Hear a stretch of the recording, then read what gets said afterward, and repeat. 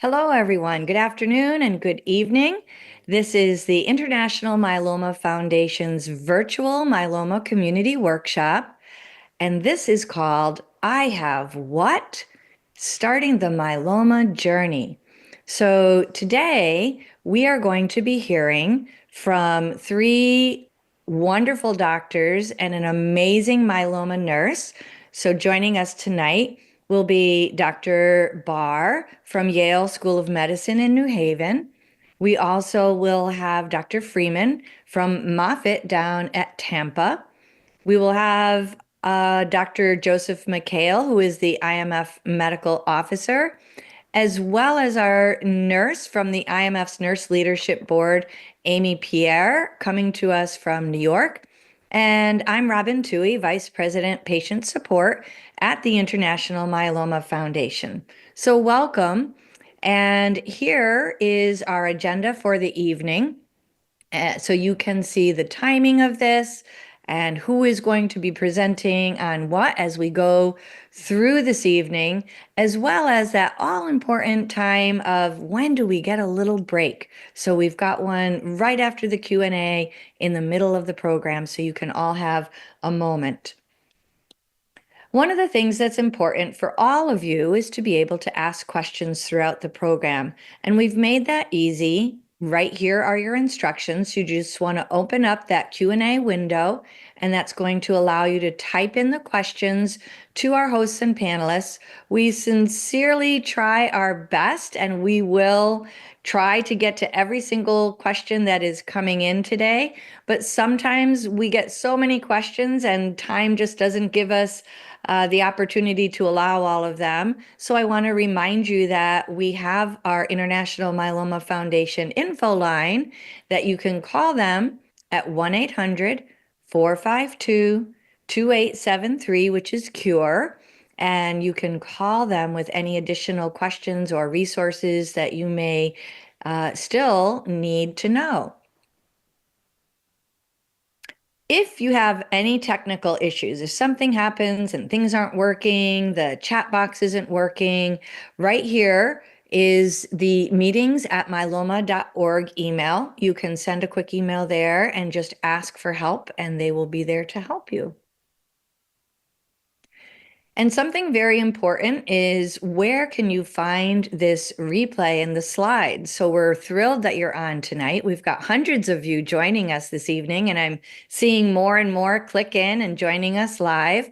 But if you want to go back and replay this and listen to it again or check out the slides again, if you go to myeloma.org and then you just click right here on this tab where it's showing you publications and videos, and you scroll to that middle column that says IMF videos, and you click there and you will find not only tonight's replay, but many, many other webinars that we've put on through the years on a variety of topics. So we encourage you to always continue to learn and listen to these replays so that you can have better conversations with your myeloma doctors. And lastly, from me anyway, before we get this started, we really feel that your voice is so important to us, and we want to hear how did this help you, and what else can we do, and what other questions do you have? So if you would kindly take the survey, you will get a little pop-up at the end of our program tonight, and it's a very short survey. And if you don't have time tonight, that's okay. We're going to send you an email tomorrow, and you can just do the survey tomorrow, and hopefully that will work for your time. And before we get started, I would be very happy to thank our sponsors, AbbVie and BMS, Johnson & Johnson, Karyopharm, Kite, Amgen, GSK, and Legend, as well as Arcellx and Pfizer. So lots of amazing partners and sponsors that want to help us educate all of you. And because this webinar is dedicated to those that are newly diagnosed with upfront therapy information, I'd personally like to say to you, We are going to just give you the information you need to take a deep breath in, and you will be supported by the IMF. You are not alone. And I now turn it over to our wonderful Dr. Joe Mikhael with Myeloma 101.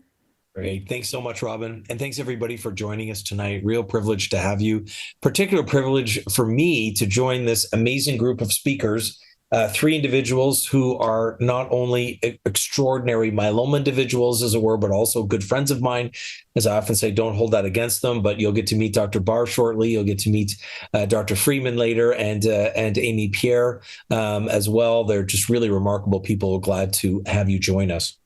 And for those of you who are really new to myeloma, and honestly, for those of you who may not be so new to myeloma, but want to make sure that they can explain it to others, we include this talk on a Myeloma 101. Now, we know, as Robin said, we can't answer all of your questions all at once. We're going to do our best to answer as many as we can, but we love questions at the IMF. In fact, I just spent the whole day in the studio on Friday trying to answer a lot of questions. So you can call the info line, as we heard, but also you can enter a question not only here today in the middle of this seminar, but any of our social media channels on X, on Instagram, on Facebook, on LinkedIn. Just use the hashtag #AskTheIMF, and that will group all the questions together, and we'll do our very best to answer them in a way that will be of value to you. So let's start with the question that very often comes to me, which is, well, what is myeloma? I mean, how common is it? Well, it's actually, in some respects, not that common. In another respect, I'll share with you in a moment how it's actually more common than we might think.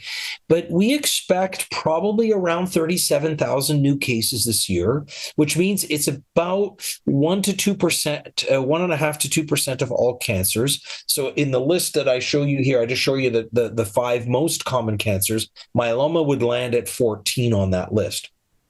But interestingly, as we're going to talk a little bit today, there is quite a difference in who gets myeloma, that it's a bit more common in men than in women. We see it a little bit more within the Latino American population, but considerably higher within the African American population. So those of us of African descent actually have twice the risk of developing multiple myeloma compared to the white population. From an age standpoint, the disease is mostly diagnosed later in life, although we do have younger individuals with it. The average age of diagnosis is about 69. Within the African American and Latino American community, it's about 4 to 5 years younger than that. That will become important when we talk about diagnosis in a little bit. But most people land between 55 and 85. That's where we see the lion's share of patients that are diagnosed with multiple myeloma, though, as we've said, it can happen younger, and of course, it can happen older. One of the other natural questions I get almost every day in clinic is, well, why did I get this? What causes myeloma? And to be honest, for probably over 98% of our patients, we really don't know. To be honest, we do know that there are some associations. Certain exposures put people at higher risk. Our veterans that have been exposed to Agent Orange, firefighters who have been exposed to repeated fires. There's some emerging evidence about certain pesticides and herbicides and burn pits. Things usually quite an extreme exposure, to be honest. You know, I'm always quick to reassure people when someone says, "Oh, I lived near power lines for a couple of years of my life." I mean, that's probably not at all associated with it. It tends to be these more serious exposures. There is a bit of a dotted line connection or some kind of connection to obesity, as we do see with almost all cancers that we haven't fully appreciated. But we're also going to talk in a moment that if someone has what we call the pre-myeloma condition or a precursor condition, where someone has something that's very small, that doesn't hurt anybody, that's not actual myeloma, but can develop myeloma, something called MGUS or smoldering myeloma, I'll describe in just a moment, that puts people at higher risk as well. So what is myeloma when we talk about it? Because sometimes people say it's a blood cancer, it's a bone cancer, it's a bone marrow cancer. It gets people confused. So let's step back for a moment and try and make it simple. We often call it a blood cancer because it's of the family of diseases that comes out of the blood factory, which is our bone marrow. So inside our bones is where we make our blood. And when you take a blood test or a blood sample, there are two different things that we find in the blood. There's the liquid bit and there's the solid bit, as it were. And the solid bit are cells. And we have three kinds of very key cells that circulate in our blood, what we call red cells, what we call white cells, and what we call platelets. Now, I try to make it a little bit easier for people to remember. And depending what time zone you're in, it may be after 5 o'clock. It's not after 5 o'clock where I am, but where for you, it may be after 5 o'clock. So I can make the connection to say that we have red wine, we have white wine, and we have rosé, right? So we have the red cells, the white cells, and the rosé cells, just a way to remember it. Now, red cells are cells that basically just carry oxygen. So when you inhale and bring in oxygen into your lungs, the red cells pick up that oxygen, deliver them to the tissues. I'm going to offend Dr. Bar right now because she's a hematologist, but basically red cells are just red trucks that carry oxygen. They're not that much more special. Now, the whole rest of the body is useless without blood, right? Like the heart is just a pump. Without blood, it's useless. The kidney is just a filter. Without blood, it's useless. So we believe that blood is the most important organ, right, Noffar? You're going to nod now. Yeah. We do believe that blood is the most important organ, but red cells, in simple terms, just carry oxygen. White cells are a bit more complicated. We're going to talk a lot more about white cells tonight. But white cells, think of them like soldiers that fight an infection or fight things that could be damaging to you. And then the rosé cells, or the platelets, are just little cells that help you clot. If you cut yourself, they're the first things to get there and plug up the hole so that you don't have constant bleeding. And all three of these are made in the factory of our blood. And if I go inside the factory, I'm going to find all sorts of other machinery. Just like if I go inside a car factory, I'm not just going to see complete cars. I'm going to see all those things that make those cars. There's a really important cell in that bone marrow factory called the plasma cell. And plasma cells are the cells that make what we call antibodies.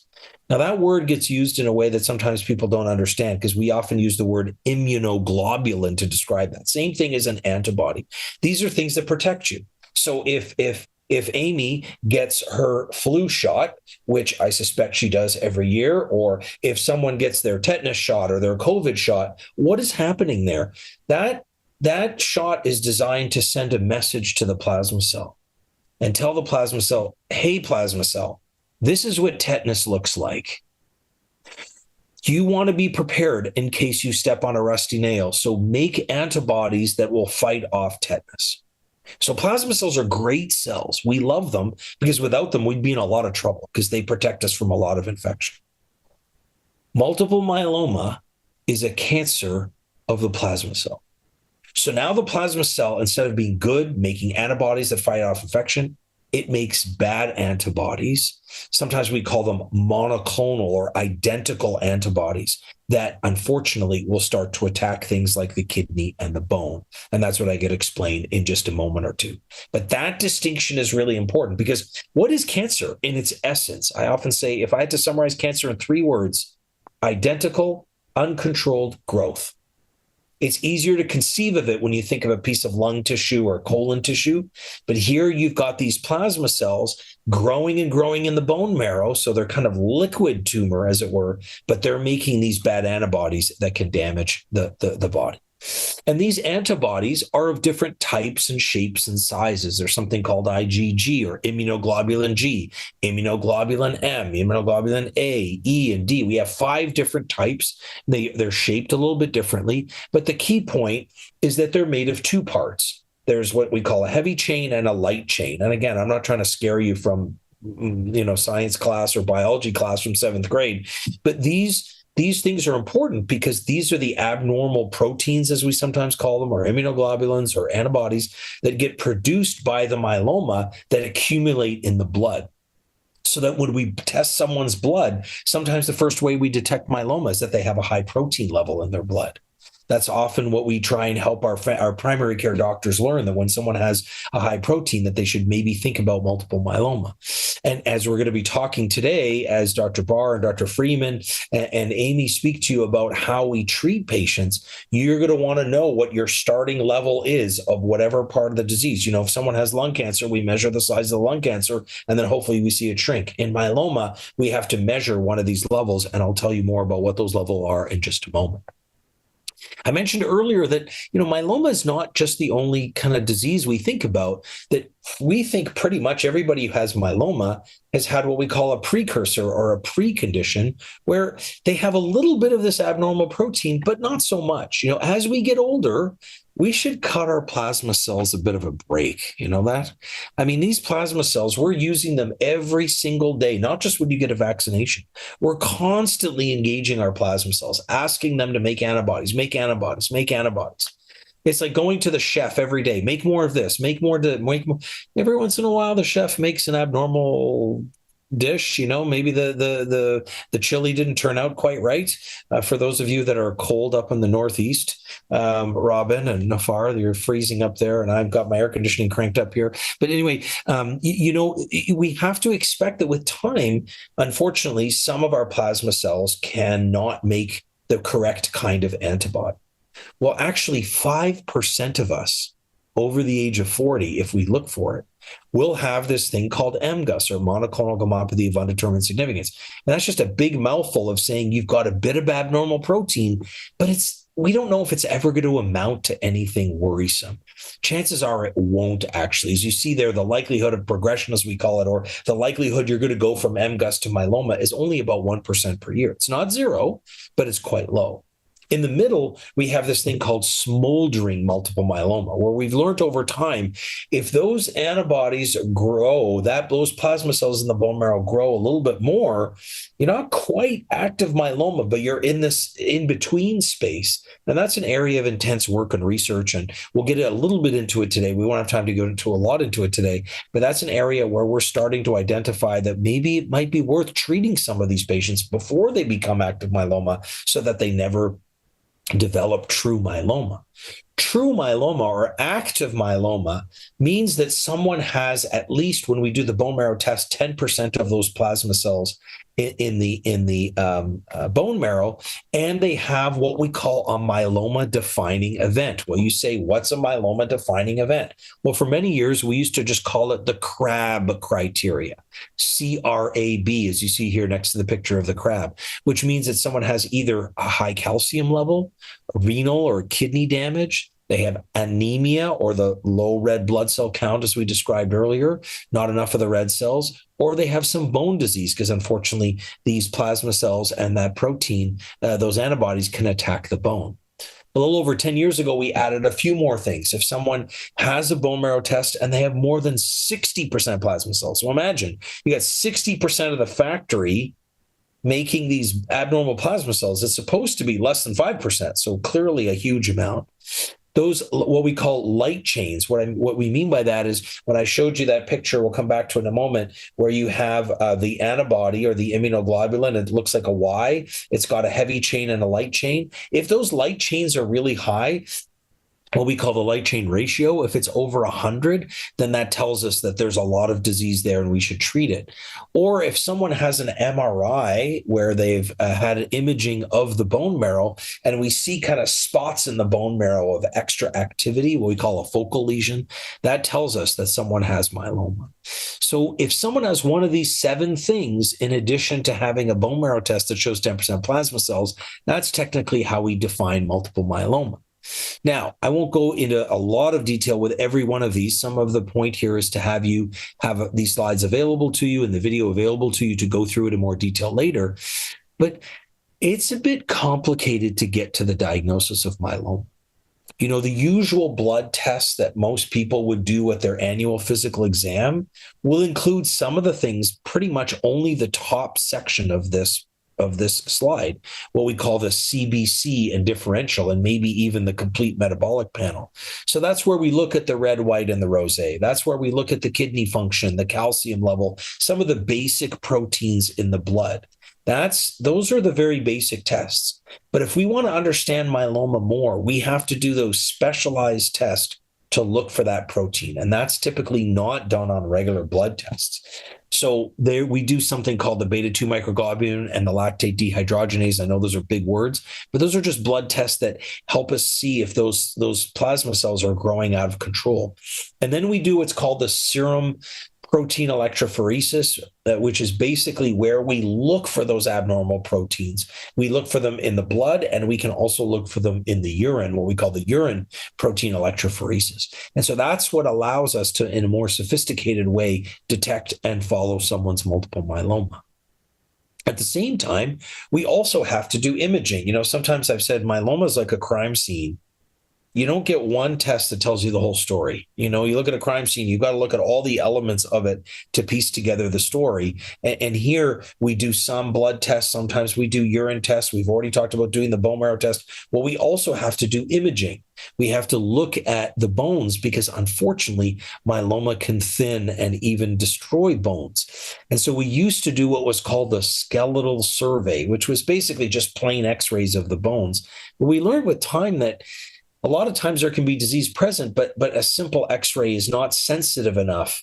It's like a really old camera that just can't pick up that or old TV that doesn't give you the clarity of looking at damage. So now we typically do what's called a CT scan or a PET scan or even an MRI scan to try and get to the detail to see, is the bone being eaten away? And sometimes, unfortunately, people's diagnosis of myeloma is long after there's just been a small change in the x-ray. They come in with a fracture. Maybe they fractured one of the vertebral bodies, like you see here in their spine. And so they come in a lot of pain. Or I had a patient come in clinic last week where she came in with 2 broken ribs just out of the blue. She didn't hit them. She wasn't coughing or anything. She just all of a sudden felt this crack in her ribs, the poor thing. And she was experiencing rib fractures. And that was what led to the diagnosis of multiple myeloma. So the imaging becomes very important.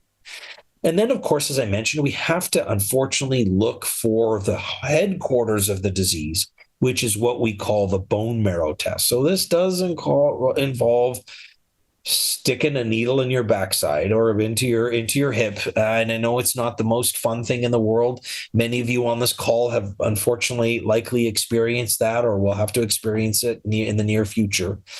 But we try to get a lot of information out of that single test where we look for, as I commented before, what is the percent of the plasma cells in the bone marrow.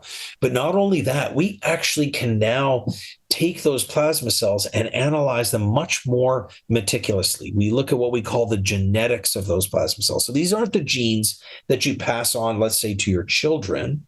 These are the genes of the plasma cells that have been, unfortunately, become cancerous. So it typically means that they've mutated, they've changed, they've had some kind of abnormality. And so we look for these funny things in the bottom corner of the slide that you see, what we call deletions, translocations, and gains. And what that means is we look for the regular chromosomes that we would naturally have in cells, but we look in the areas that we know have typically had damage to them by the development of multiple myeloma. And that puts people into a category of, could we have so-called high-risk myeloma or standard risk myeloma? And we don't have time to go into a lot of detail about that today, but in brief, high-risk myeloma is about 25% of patients that have some of these abnormalities listed on the screen. I won't bore you with all of them. But what it could mean is that the disease is a little bit more aggressive. It has a little bit more horsepower, as opposed to about 75% of patients who have standard risk. That might influence a little bit of the treatment. When we listen to Doctors Bar and Freeman shortly, and they talk about different treatment strategies, sometimes we adjust that treatment if someone happens to have a high risk versus standard risk. A lot of cancers have very important staging. The difference between stage 1 and stage 4 breast cancer is massively different. We have a staging system in myeloma. It's just not as extreme as you might see in those solid tumors. So we tend to focus now in the 2 categories of having high risk or standard risk myeloma, primarily based on these genetic testing. Now, if you really want to learn what these genetic tests are, and don't worry, I did not put up a different language. This is actually in English. Then we recently came up with a relatively new definition between what's called the IMS, the International Myeloma Society, and the International Myeloma Working Group, which is what the IMF created to bring together world experts in myeloma. We came together and said, okay, if someone has one of these 5 things, then we would consider them to be high risk. And I know for some of you, this looks like garbled letters and numbers together, but these are genetic things that we look for where people may have a certain part of a chromosome deleted or may have other parts that have extra copies, or sometimes we call it a translocation where one piece of one chromosome matches up with another piece of chromosome. They're not supposed to be together, but they get together. These kinds of things can happen and result in what we call high risk multiple myeloma. Now, you're going to hear, I'm just the appetizer. You're going to hear the main dish soon when you hear about the treatment of myeloma. But I'm just trying to give you an overview that we typically treat people up front as soon as that diagnosis is made, when we know that they have one of those 7 myeloma defining criteria. We don't want to let it grow anymore. We don't want to let it cause more damage to the kidney, to the bone marrow. So we typically give someone a treatment. You're going to be hearing a lot about frontline treatment or first line treatment or newly diagnosed treatment or even induction treatment. Induction just means we're trying to induce a remission. A remission doesn't mean cure. A remission just means the disease has come down a certain level. And so we give this therapy, and then you're going to hear in a little while that sometimes we do what's called a stem cell transplant and sometimes we don't. I already see a question that has come in asking, do we really have to transplant anymore? That's always a delicate question to answer, but we'll get to it. And then typically we give people what we call maintenance therapy. So they've gotten quite a bit of treatment, their disease has come down, and then we want to so-called maintain it. Maintain that remission, keep the disease down. Because as it stands right now, almost every patient with myeloma, their disease will come back again. And we'll address that at our next workshop in the summer when we do our relapsed virtual community workshop. But in the short term, we're trying to maintain that remission. All along the way, as you see on the far right here, that we're providing them that great supportive care. I say it all the time. We do not treat myeloma, we treat people. And Amy is going to share with us a little bit more of the importance of that supportive care, that you're not defined by your myeloma. You know, we just finished this last month, our myeloma action month for the month of March. And our theme this year was more than myeloma. And I love that, because you are more than myeloma. Myeloma does not define you. In fact, I think of a patient I had years ago who used to say, Dr. Joe, please don't ever refer to it as my myeloma, because it's not mine. And that still sticks in that was over 20 years ago. And it still sticks in my mind, because she said, I don't own this thing. It occupies me, but I did not, it's not mine. And so we want to make sure that we look at the whole of the patient. Now, you're going to be hearing a ton about different drugs. And if I were giving this talk 25 years ago, almost 30 years ago, when I started myeloma, this part of the talk would be super easy, because I would have had 2, maybe 3 words on this page. But I purposely created this table almost to be overwhelming to you, to reassure you from the very start that we have lots of different classes of drugs and lots of drugs. And it's not all on one page either. So you'll hear Dr. Bar in a minute talk about what are called the immunomodulatory drugs and the proteasome inhibitors and chemotherapy and steroids and monoclonal antibodies. But we have even now more drugs. In addition to what I just showed, the selinexor, we have all these new classes of drugs that we're very briefly going to mention today. They're not as much of a part of our frontline therapy or newly diagnosed therapy. We tend to use them more in the relapse setting, but they're making their way to the frontline setting. And I just want to encourage people, there's so much more to come. I don't know if I've ever seen a time as the time now, as we are seeing so much changing in multiple myeloma. Now, a few more things about some terminology that might come up to help guide you through the rest of this workshop. When we talk about response, and remember I mentioned earlier that remission doesn't mean cure. Remission just means that people's diseases come down a certain level. Well, we have categories of that depth of response or depth of remission. And I know there's a lot of letters and numbers here, and it can be a bit confusing. But think of it in a simple term. If my measure of my myeloma, whether it's that M spike, that monoclonal bad protein in the blood, the light chain level, whatever that starting level is, we want it to come down to normal. If we get a chance to cut it down by half, by 50%, we call that a PR, right there in the middle, a partial response, at least 50% reduction. If it's less than that, there is something called a minimal response or stable disease. But typically now we get almost every single patient we treat with newly diagnosed myeloma into at least a PR. If we can get them 90% of the way down, it's called a VGPR. And if we can get them pretty much 100% of the way down, doesn't mean it's gone forever, doesn't mean it's cured, but we've gotten it down to that normal level, then it's that whole group of categories at the top, which is typically what we call CR or complete response. We have different levels of complete response. I know complete sounds complete, but you can get even deeper than complete. There's something called stringent complete, molecular, and then building up to something we call MRD or minimal residual disease. And again, that's a topic that we'll leave for a later workshop this year. But in brief, minimal residual disease is when we do a bone marrow test, because we don't find those plasma cells, obviously. We do a test to see if we can find 1 in a million or sometimes 1 in 10 million plasma cells. So we're really looking for that tiny bit of disease left, because we've learned if we can get someone into MRD or minimal residual disease negativity, meaning I don't find even a single myeloma cell in a million cells in the bone marrow, then we know that's going to be very good for that patient with regards to their ability to stay in remission and make their way towards a cure. I know we haven't talked about cure yet. I'm going to make a comment about it in a couple of minutes as I close off my section, but we are moving closer and closer towards that concept of cure. The other area that you're going to hear a lot about is all these, what I call license plates of myeloma.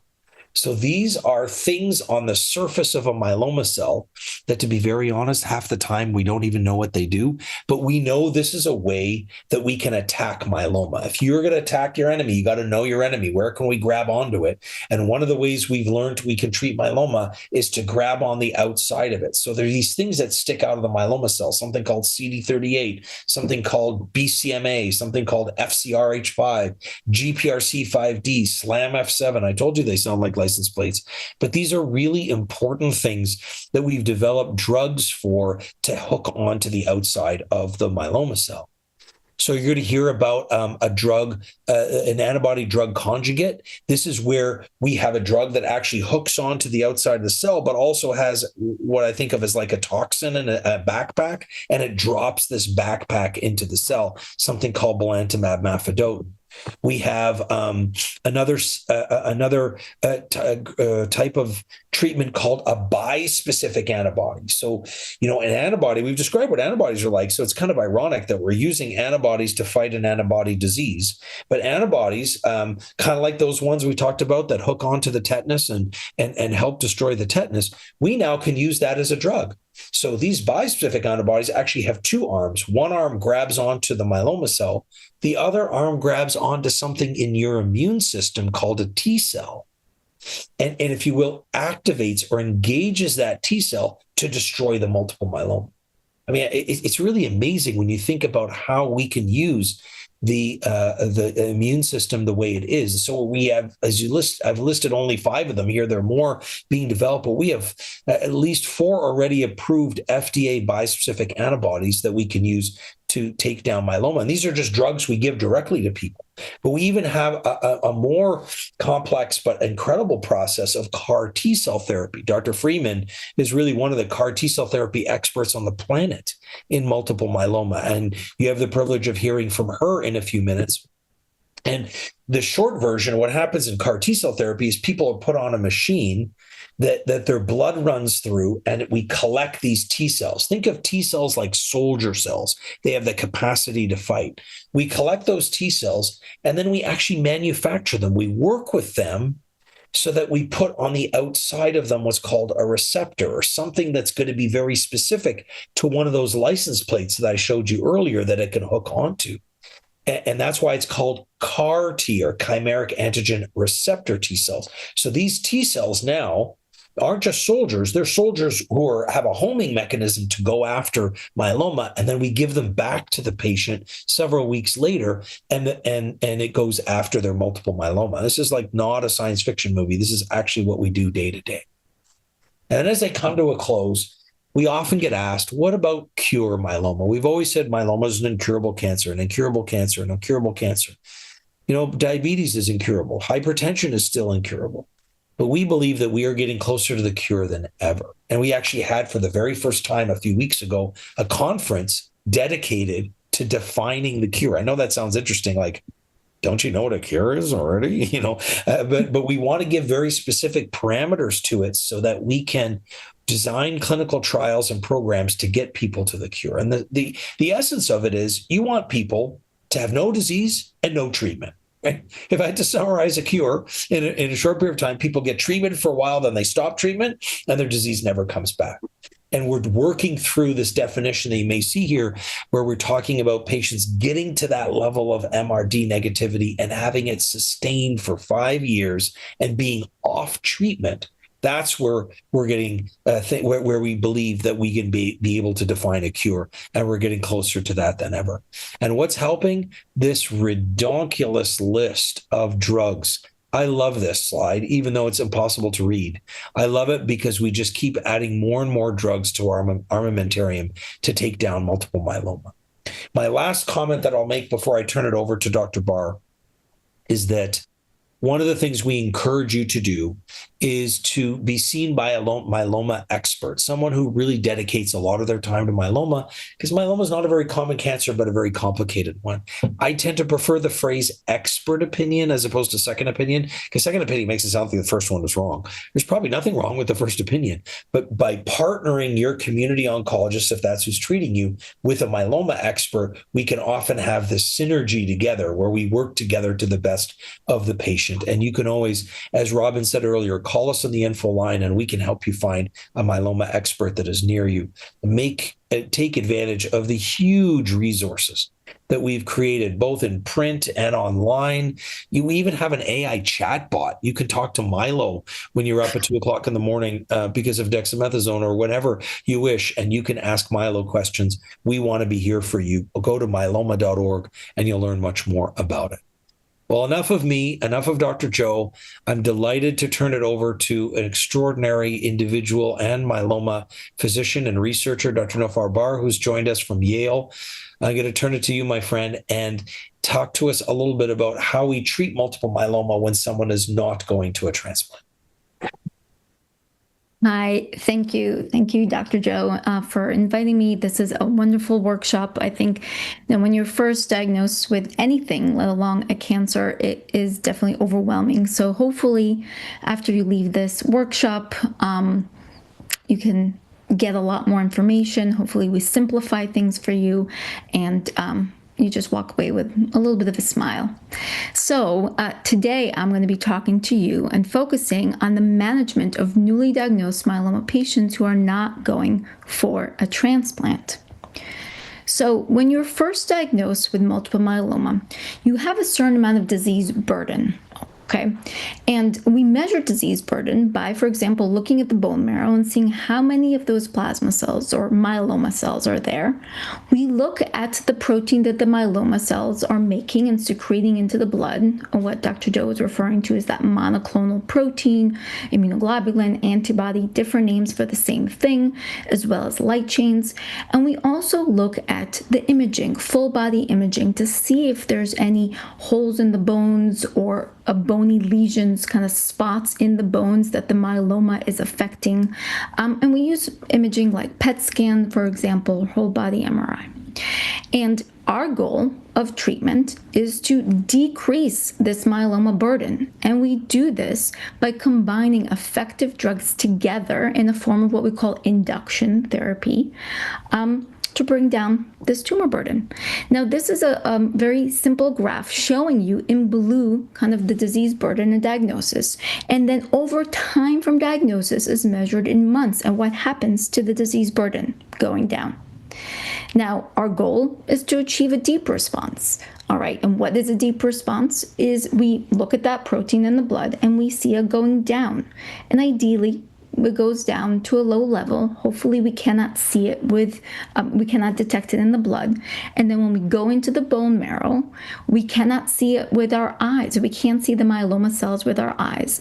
But our eyes are limited, right? So we use these more sophisticated tests, what Dr. Joe described, this minimal residual disease analysis, where we're able to detect or evaluate 100,000 and even 1,000,000 cells, right? Our eyes cannot do that. And if you cannot detect the myeloma cell in 1,000,000 cells, then that's really the deepest level of minimal residual disease negativity, right? And while, yes, of course, we want to reduce that disease burden, we want to achieve these deep responses that are durable, right? A response for a short period of time is not good enough for us. We want a long duration of response, all right? So now, when you kill the myeloma cells, you're not only reducing the disease burden, you're actually improving some of the symptoms that the myeloma is creating, right? Everyone presents differently. Some people have a lot of pain because the myeloma is affecting their bones. Some people are tired, they're fatigued because those red cells that I do love are very low. And they're low because the myeloma is crowding the bone marrow. They're not able to make normal red cells, so there's less energy for the body. Now, when you're reducing the myeloma burden, these symptoms can improve over time. And this goes into my second really important goal of therapy, which is to improve and maintain the quality of life. Okay. Part of that is also choosing a treatment that is tolerable, that we can manage the side effects. The side effects are manageable. And thankfully, for myeloma, treatments have really improved over the years. And I want to point out one more recent, it's not recent anymore, probably 5-6 years ago, but it's the use of the monoclonal antibody, right? So yes, this is the antibody, and you've seen this picture here, and this antibody in blue. And the antibodies is binding to or finds this protein, kind of a marker, myeloma marker, one of the license plates, the CD38, binds the CD38 and then kills the myeloma through different ways, including even helping your own immune system fight and kill the myeloma cell. Why have we added this monoclonal antibody against CD38 to our initial therapy? Because it checks off our boxes of our goals. It achieves deeper responses, more durable responses, and is quite tolerable. Now, we've combined this monoclonal antibody with some of our drugs or treatments we've used for many years that are also very effective to make these induction regimens, which are a combination of 3 or 4 drugs for the most part. And I want to take a few minutes or spend a little time in this slide because I separate out the different classes or types of drugs we use, and I color code it to kind of make it perhaps a little bit more simple. So here in green is the monoclonal antibodies against CD38. So we have 2 of them, daratumumab or Darzalex. In short, we call it DARA, and it's a subcutaneous infusion that goes underneath the skin, so subcutaneous under the skin. Isatuximab is another monoclonal antibody against CD38. It's called ISA for short, and this is an IV formulation at this point, so it's infusion going into the vein. Now, on the left-hand side is the drugs we've used for many years. Again, very effective. Dexamethasone, which is a type of steroids, actually probably one of the first drugs we've used for myeloma. And dexamethasone here is signified by the small letter D, and dexamethasone is a pill. Next, we use a drug called lenalidomide, which is an immunomodulatory drug or an IMiD. It's also called Revlimid, and we use the letter R here to simplify that. This is also a pill. Now, the last class of drugs I'm going to be talking about here is the proteasome inhibitors, and we use bortezomib, also known as Velcade, and we use the letter V to signify this. Bortezomib is a subcutaneous injection as well, so injection under the skin. Now, we can combine all 4 drugs in what we call the quadruplets, and these are the names and how we came up with the names. So DARA VRD or ISA VRD, or we use 3-drug combination, basically omitting the bortezomib here in what we call DARA-RD. Now, why do we have 3 or 4 drugs? Why are we not giving everyone the same regimen? Because not everyone is the same. Patients are different. People are different. And we really need to find the right treatment path for the individual patient, okay? So sometimes we have a patient who is more physically active, right? They're able to do their day-to-day activity by themselves independently for the most part. Their energy level is maintained for the most part. And we feel like their body would be able to tolerate a 4-drug regimen. So that is what we would choose. We might have a patient that is either older, over 80, or less active, and might not be able to do all their daily activities, or it's more challenging, or they need more support in the day-to-day life. And really the focus is going to be on choosing a more gentler regimen to make sure that this patient, a person, is really feeling their best and avoiding more side effects.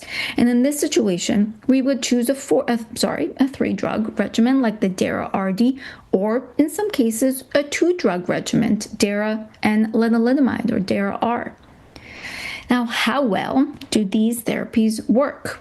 So, if I take 100 patients treated with the modern myeloma therapy, induction therapy, and when I mean modern, I mean with the use of the monoclonal antibody against CD38, okay? It could be 2-drug, 3-drug, or 4-drug combination.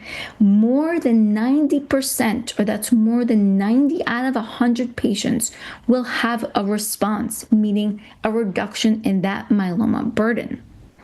Now, what's different between 2, 3, and 4 drugs is that we do have a higher chance of achieving that deep responses as we increase the drugs we use together, okay?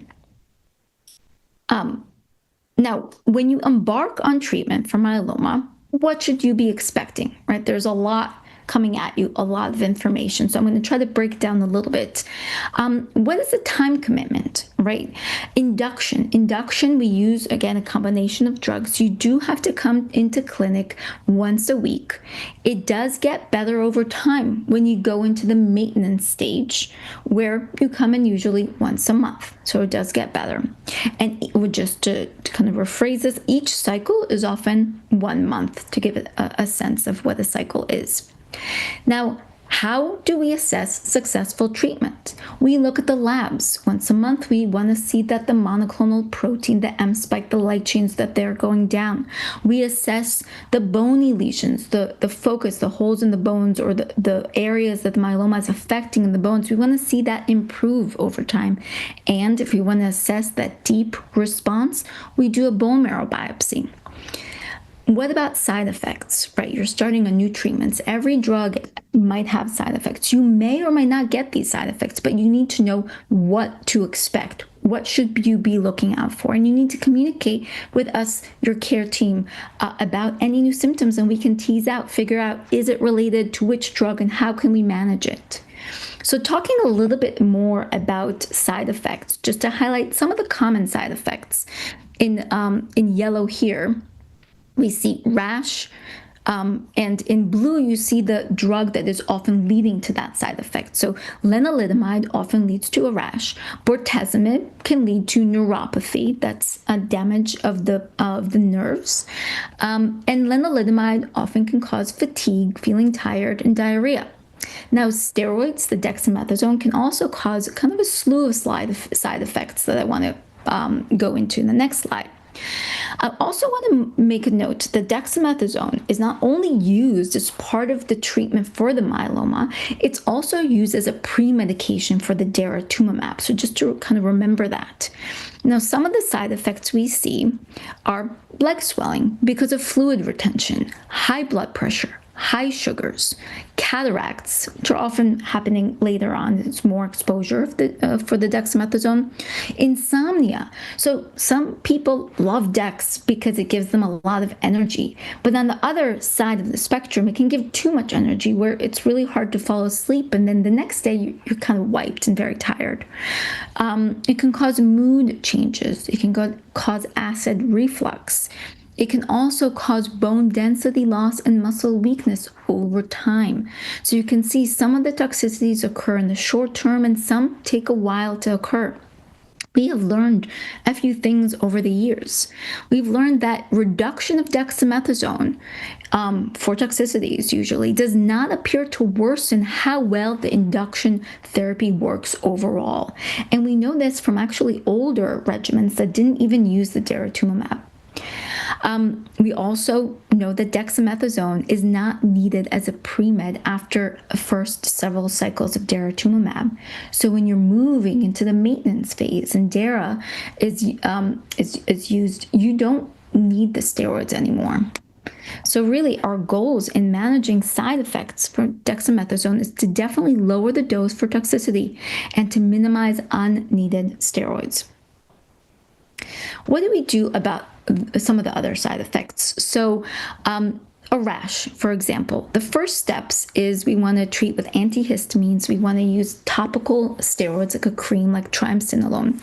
If this is mild, we might continue with the current dose, but if it's developing more, so it's affecting more of the body, if it's becoming worse, it's really bothersome, we would hold the lenalidomide and we would consider reduction of the dose for the next cycle.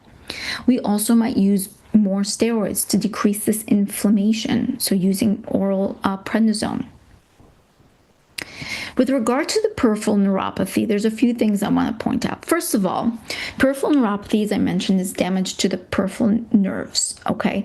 And often the way it presents is that you have some numbness or tingling in the fingers or toes. You can have some changes in sensation.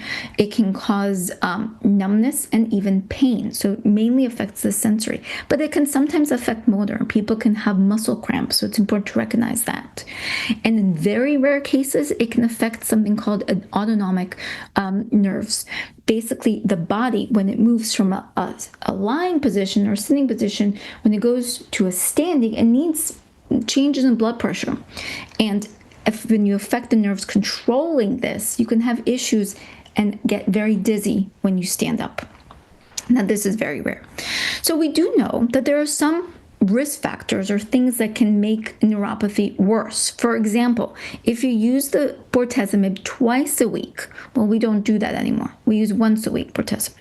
If you give IV formulation, well, we don't do that either anymore. We use the subcutaneous under the skin injection. And in terms of managing these side effects, a lot of it relies on holding the dose, adjusting the dose, and if we develop painful neuropathy, helping with neuropathic pain with medications like gabapentin, for example.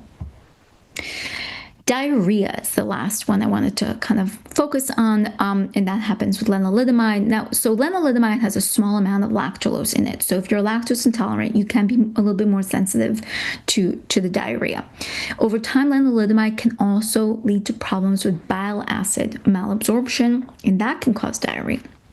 The first step, when you have diarrhea, we want to make sure that you're drinking a lot of fluids, right? Because you're losing water in the diarrhea. We don't want you to be dehydrated. Second, we'll try Imodium. That helps slow down the diarrhea. And we definitely might need to hold the medication and reduce the medication if we need to. Oh, you can try something called Welchol, which is a bile acid binder if nothing else is helping and diarrhea is becoming a major problem. Now, how does the addition of daratumumab to induction affect the side effects? I mentioned to you before, daratumumab is quite tolerable, and it is. It does have a few things to note. So it can lower the neutrophils, which are a type of white blood cells, and platelets, the rosé, and that can platelets are important to prevent bleeding. Now, these are minor changes, and you're not going to feel that. We're going to see that in the blood tests, and we can handle this. Now, what you might feel is having slightly more risk for infections like a pneumonia. There are ways we mitigate or improve the risk of severe infections. For example, we recommend routine use of vaccinations. And if patients are getting infections, we consider IVIG. What is IVIG? IVIG is a pool of healthy donors immunoglobulins or antibodies, and we talked a lot about antibodies.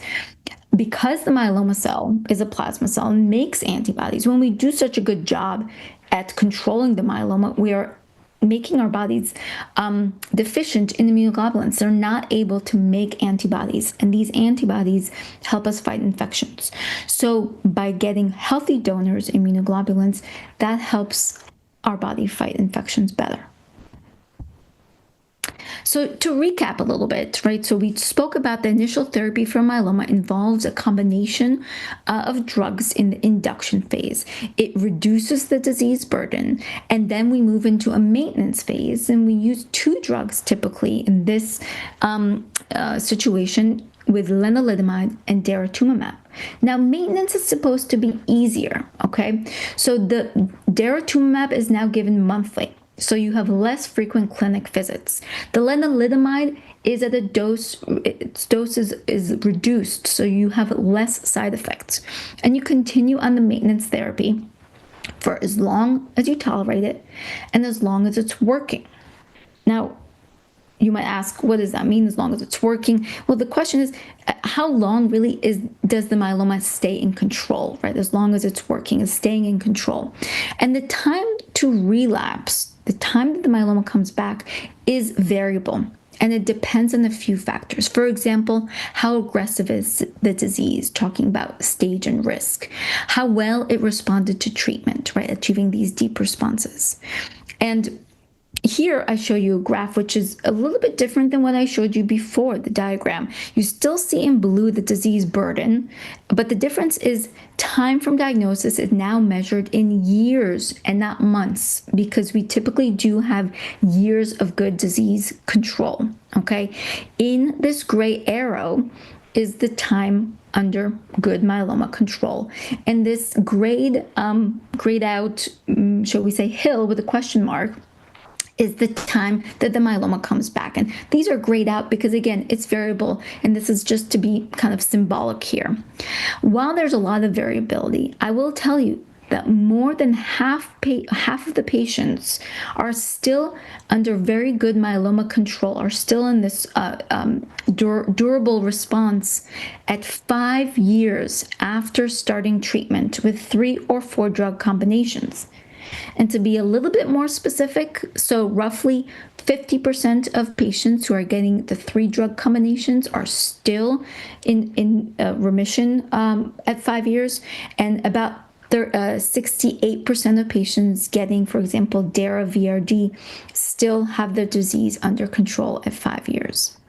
Now, up until now, I've been discussing what we call standard of care treatments that are approved, and they're approved based on clinical trials that have established that they are better than an older treatment, right? That's why we have daratumumab involved.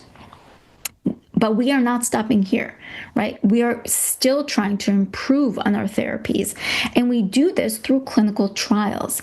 And because some of you may be involved in a clinical trial that's targeting newly diagnosed patients, or may be involved in clinical trials in the future, I want to take a few minutes to talk about clinical trials. In newly diagnosed myeloma, the clinical trials are often testing treatment or treatment combinations that have already been tested and shown to be effective in the relapsed myeloma setting. Okay, so a lot of people think about clinical trial and they say, oh, don't test something new on me. So that's not really the case in this situation, right? We know these therapies work well. We're trying to see how well they work in a slightly new situation in the newly diagnosed setting. One example of this is this T-cell redirection therapies that we heard a little bit about before. What is T-cell redirection therapy, right? So we have these T-cells here, We have the myeloma cells here, and the T cells, they're capable of killing cells. They're doing a great job at killing viruses, for example, when they come into the body. But they're not really killing myeloma cells in a normal day-to-day situation. So T cell redirection therapy is therapies that are able to redirect those T cells to target the myeloma cell and kill it. Okay, and they target the myeloma cell through one of this myeloma marker, the license plate. And you can do this through two different ways. One is using a bispecific T cell engager, that antibody. So here you have one arm that binds to the T cell and one arm that binds to the myeloma cell through that myeloma marker, brings them together, and the T cell kills the myeloma. The other option is a CAR T cell therapy, right? So these are T cells, as we heard about before, that are taken, removed from the patient, then sent off to genetically change them so that they have this kind of receptor, or more a radar, that can find that myeloma marker, bring that T cell to the myeloma and kill it. And these T cells are kind of superstar T cells. They're more effective than the usual T cells. So they really do a good job at killing the myeloma cells. Both of these therapies are being tested in clinical trials for newly diagnosed patients who are not intended to go for transplant. So again, some of you may be involved in these clinical trials. Some of you might hear about them soon. Some of you might be interested in clinical trials in the future. So I want to point out one of two types of clinical trials that we often use specifically for newly diagnosed patients. One of them is called a phase 2 study, and it's asking this question: does a treatment help to control the myeloma safely? So it takes a group of individuals that are somewhat similar, for example, newly diagnosed patients who are not going for transplant, and everyone gets the treatment. And we're looking at how well the treatment works to reduce the myeloma burden, right? Response and side effects. Now, phase 3 is different. It's asking a different question. Is a new treatment better than the current standard? So we have group A here getting a new treatment, and group B here getting the standard of care, which, for example, is DARA, lenalidomide, and dexamethasone, DRD, as we talked about. And by having the two groups, you're able to compare which one works better and which is safer. Right? And these phase 3 studies are really the studies that advance and get treatments approved. I do want to point out that not all studies are open in all centers, and you have to talk to your doctor about available treatment options for you in particular. So with that, I want to send you home with a few messages. 1, treatment for myeloma is getting better. 2, we personalize the treatment. Treatments are tailored based on the patient's health and other medical problems. And it's important to stay connected. Keeping your care team informed, care team involving, again, your doctor, your physician assistant, your APRN, your nurse, all are important, and you are part of that team. So when we understand and see how you're doing and hear about side effects, we can treat them early, we can manage and really aim for best possible results. And with that, I'll close my session. Thank you so much, Dr. Bar. Wow. Great information presented so clearly. I love it. I could listen to you all evening. That was fantastic. Honestly, thank you so much. On the behalf of our patients, thank you. And you stayed right on time. Fantastic. So we have dedicated about the next 15 minutes to Q&A. So I'm going to call on all of our speakers, if you're available, Amy and Kira and Noffar and myself. And we're going to do some rapid fire Q&A here. Some of them I'll pick up as we go, and some of them I'm assigned to each of you. But there's over 200 of you online right now, and we've got about 20 questions already. So we're going to try and answer them as quickly as possible. Let me start with the first one. The first two are actually kind of one question together. Why can't we mechanically filter out the bad or mutated kappa cells? It might not cure the disease, but couldn't it keep MGUS from developing into myeloma? Great question. I love that you're thinking about this. The short answer is our sophisticated techniques, albeit sophisticated, are not that sophisticated to be able to just draw those cells out, is problem number one.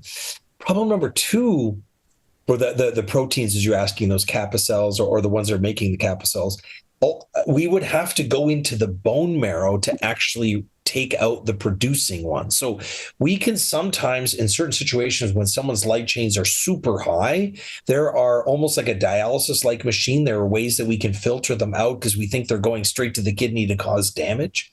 But that doesn't fix the problem, right? If the room is hot, I open the window to cool it off. That's not enough. I need to shut off the furnace, right? The furnace is the myeloma cells in the bone marrow, and we can't just filter those bone marrow cells, unfortunately, in the marrow. But it tells me, it says you're asking a really good question. I think the follow-up to it was, doesn't apheresis separate out the good from the bad cells? Remember when we talked about CAR T-cell therapy, where we take someone's cells, we circulate them through this machine that picks off certain cells. It's not so much that we're separating bad and good. We're trying to pull certain cells off. We do stem cells, for example, when we're preparing someone for stem cell transplant. We do T cells when we're preparing them for a CAR T-cell therapy. But it's not as simple as saying we could just take out the good and take out the bad. Here's a good question someone asked.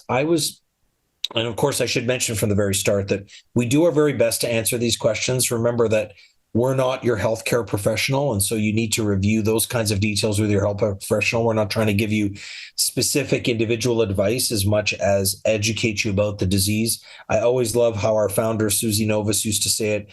She says, we're not here to make you question your doctor. We're here to give you the right questions to ask your doctor. So we hope that we can help you with some of these answers in a specific way, but please recognize that we're not here, to give express medical advice to you.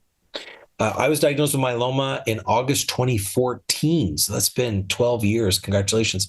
Had my stem cell transplant or replacement in April 2015. I had an outbreak of shingles in October of 2025, so just this past fall, and I'm still suffering. I'm so sorry to hear that, the nerve tingling after effects. Is this lingering effect due to my immunocompromised situation? I don't know, Amy, if you want to jump in on this one initially. I know we haven't heard from you yet formally, but Amy's an incredible nurse practitioner who's going to share more with us later. But Amy, do you think you can address this? Absolutely. So first and foremost, it's remarkable to hear about your journey since 2014. Living with myeloma over a decade is really a testament to both your resilience and advancements in our field. So the lingering nerve tingling you're describing is a well-known condition called post-herpetic neuralgia. And to answer your question, yes, your immunocompromised status plays a significant role, but there's really more to the story. So in a healthy immune system, the body typically keeps the varicella zoster virus, which causes the shingles, dormant or asleep. But because you're living with myeloma and have undergone a stem cell transplant, your T cells, the specialized, scouts of your immune system, are really less effective at keeping that virus suppressed.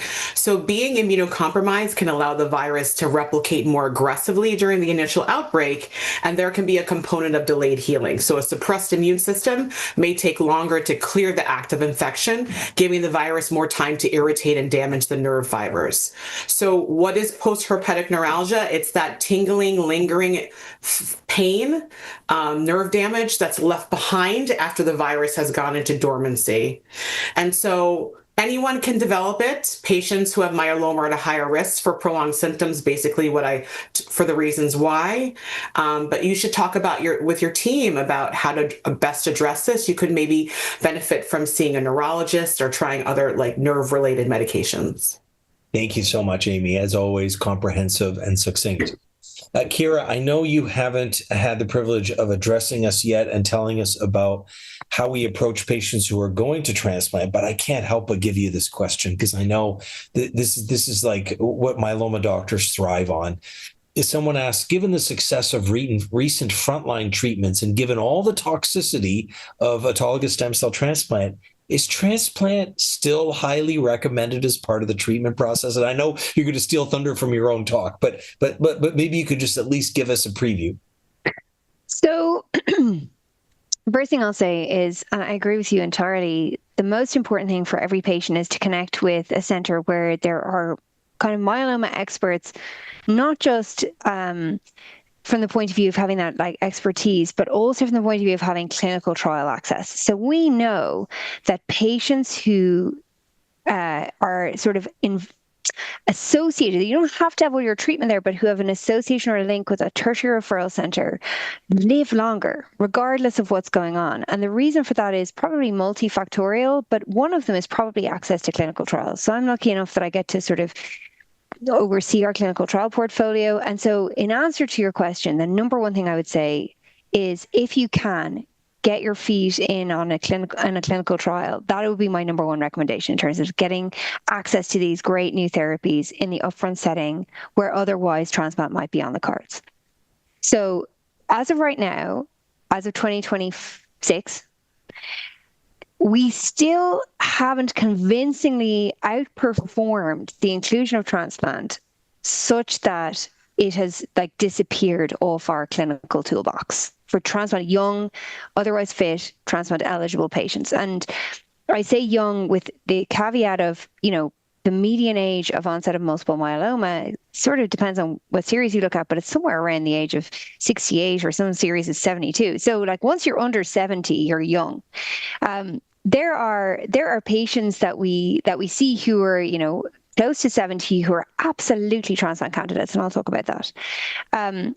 And there are also patients that we see who, for their own personal reasons, and I'll go through this a little bit more, or for disease reasons, that we say transplant is really for you, or transplant is just not a great idea for you, and maybe we can get away without it. Ideally, we do that in the setting of a clinical trial, or we do it in the setting of MRD testing, which you've both touched on. And measurable residual disease or minimal residual disease can be a very useful tool in helping us make a more informed decision about the offering of transplant in patients where we may think it might not be in the patient's best interest. And I can touch on that a little bit in my talk. That was a long-winded answer to your question, okay. Dr. Mikhael. We'll speed up the answers, but that was great. So what I'm hearing from you is right now, transplant is still the champ and needs to be knocked out. Clinical trials are going to determine if we do knock out the champ. So we'll hear more about that shortly. So many great questions. Trying to answer a few of them very quickly. What is the normal dosing range for Darzalex? Typically now, more often than not, as Dr. Bar mentioned, we give Darzalex subcutaneously under the skin.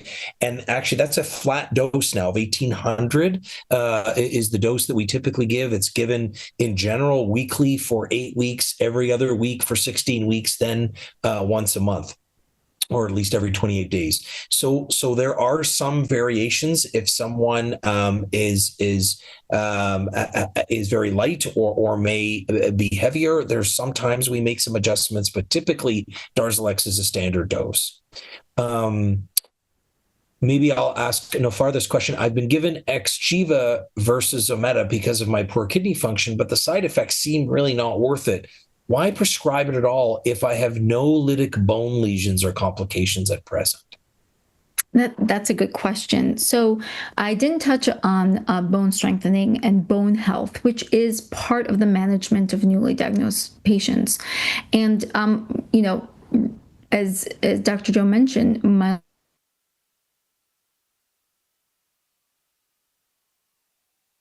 osteopenia. Oh, I'm here? Okay. You're there. We got you back. We got you. So I was mentioning that we do really focus on bone health in myeloma.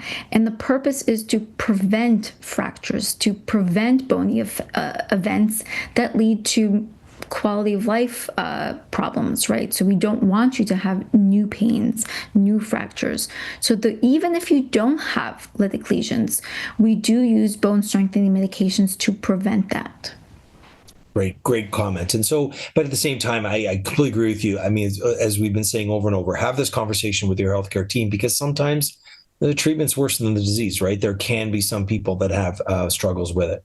I love this question that says, what test results on routine and biochemistry and CBC would cause suspicion of myeloma or precursor condition? So this is great. We spent a lot of time at the IMF trying to help our primary care colleagues detect myeloma earlier, especially in populations that are at higher risk, like the African-American population, or patients where historically the diagnosis has been delayed, like African-American, Latino-American populations.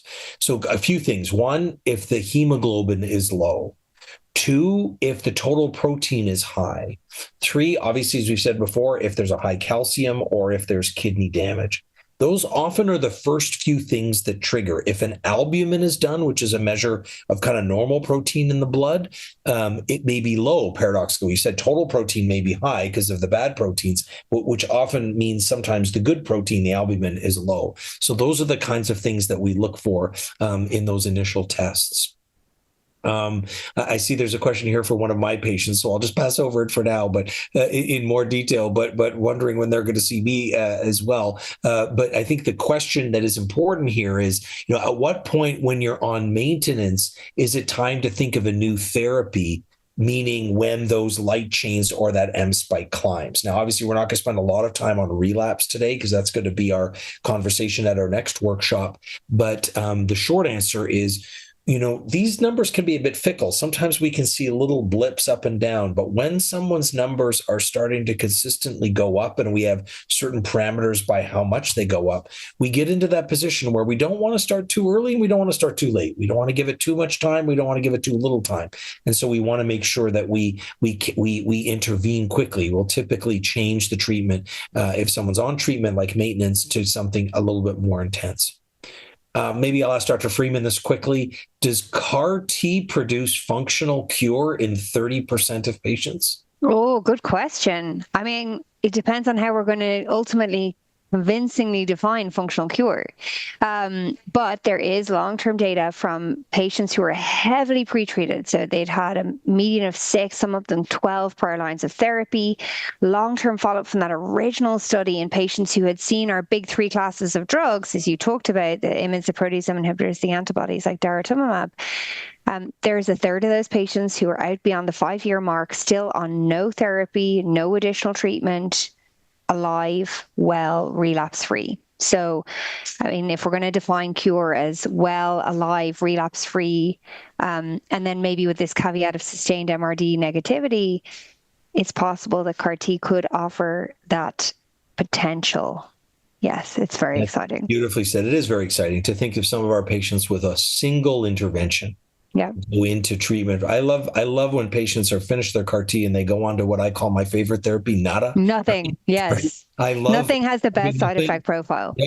Great, and every insurance company covers nothing. So yeah. I'm very thankful for that. I don't mean to make light of a serious situation, but I think we'll take just one last question, and that Amy and I will answer perhaps together. Amy, I'll let you start. Does diabetes affect myeloma?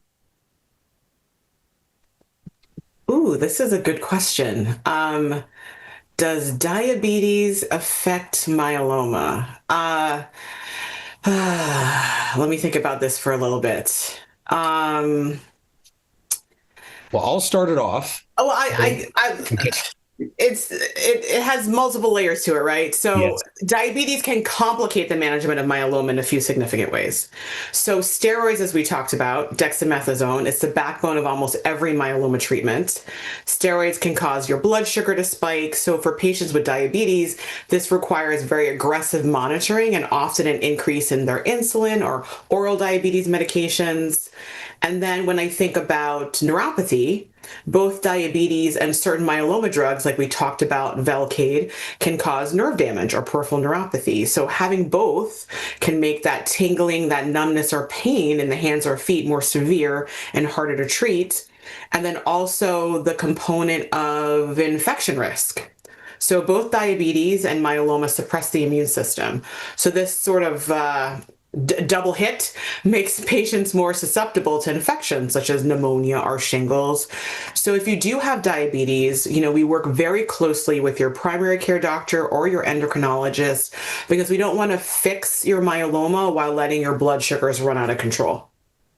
Fantastic. All right, back to you, Dr. Joe. Oh, that was fantastic. The only thing I would add was that, sometimes diabetes mimics myeloma at the diagnosis. Yes. Right? We've often had our patients say, I was told that my kidney function or my anemia or even my neuropathy was from my diabetes when in fact they were brewing myeloma. Now, I don't want everybody with diabetes to be paranoid that they have myeloma, right. But we want to see that they do overlap. And I'll conclude with this before we go into our break, which brings us to another question that someone asked and said, why continue dexamethasone if it's not helping very much? Well, I am a big proponent of the Down with Dex Club. We actually wrote a paper that the nurse practitioner who works with me, Susie, was incredible.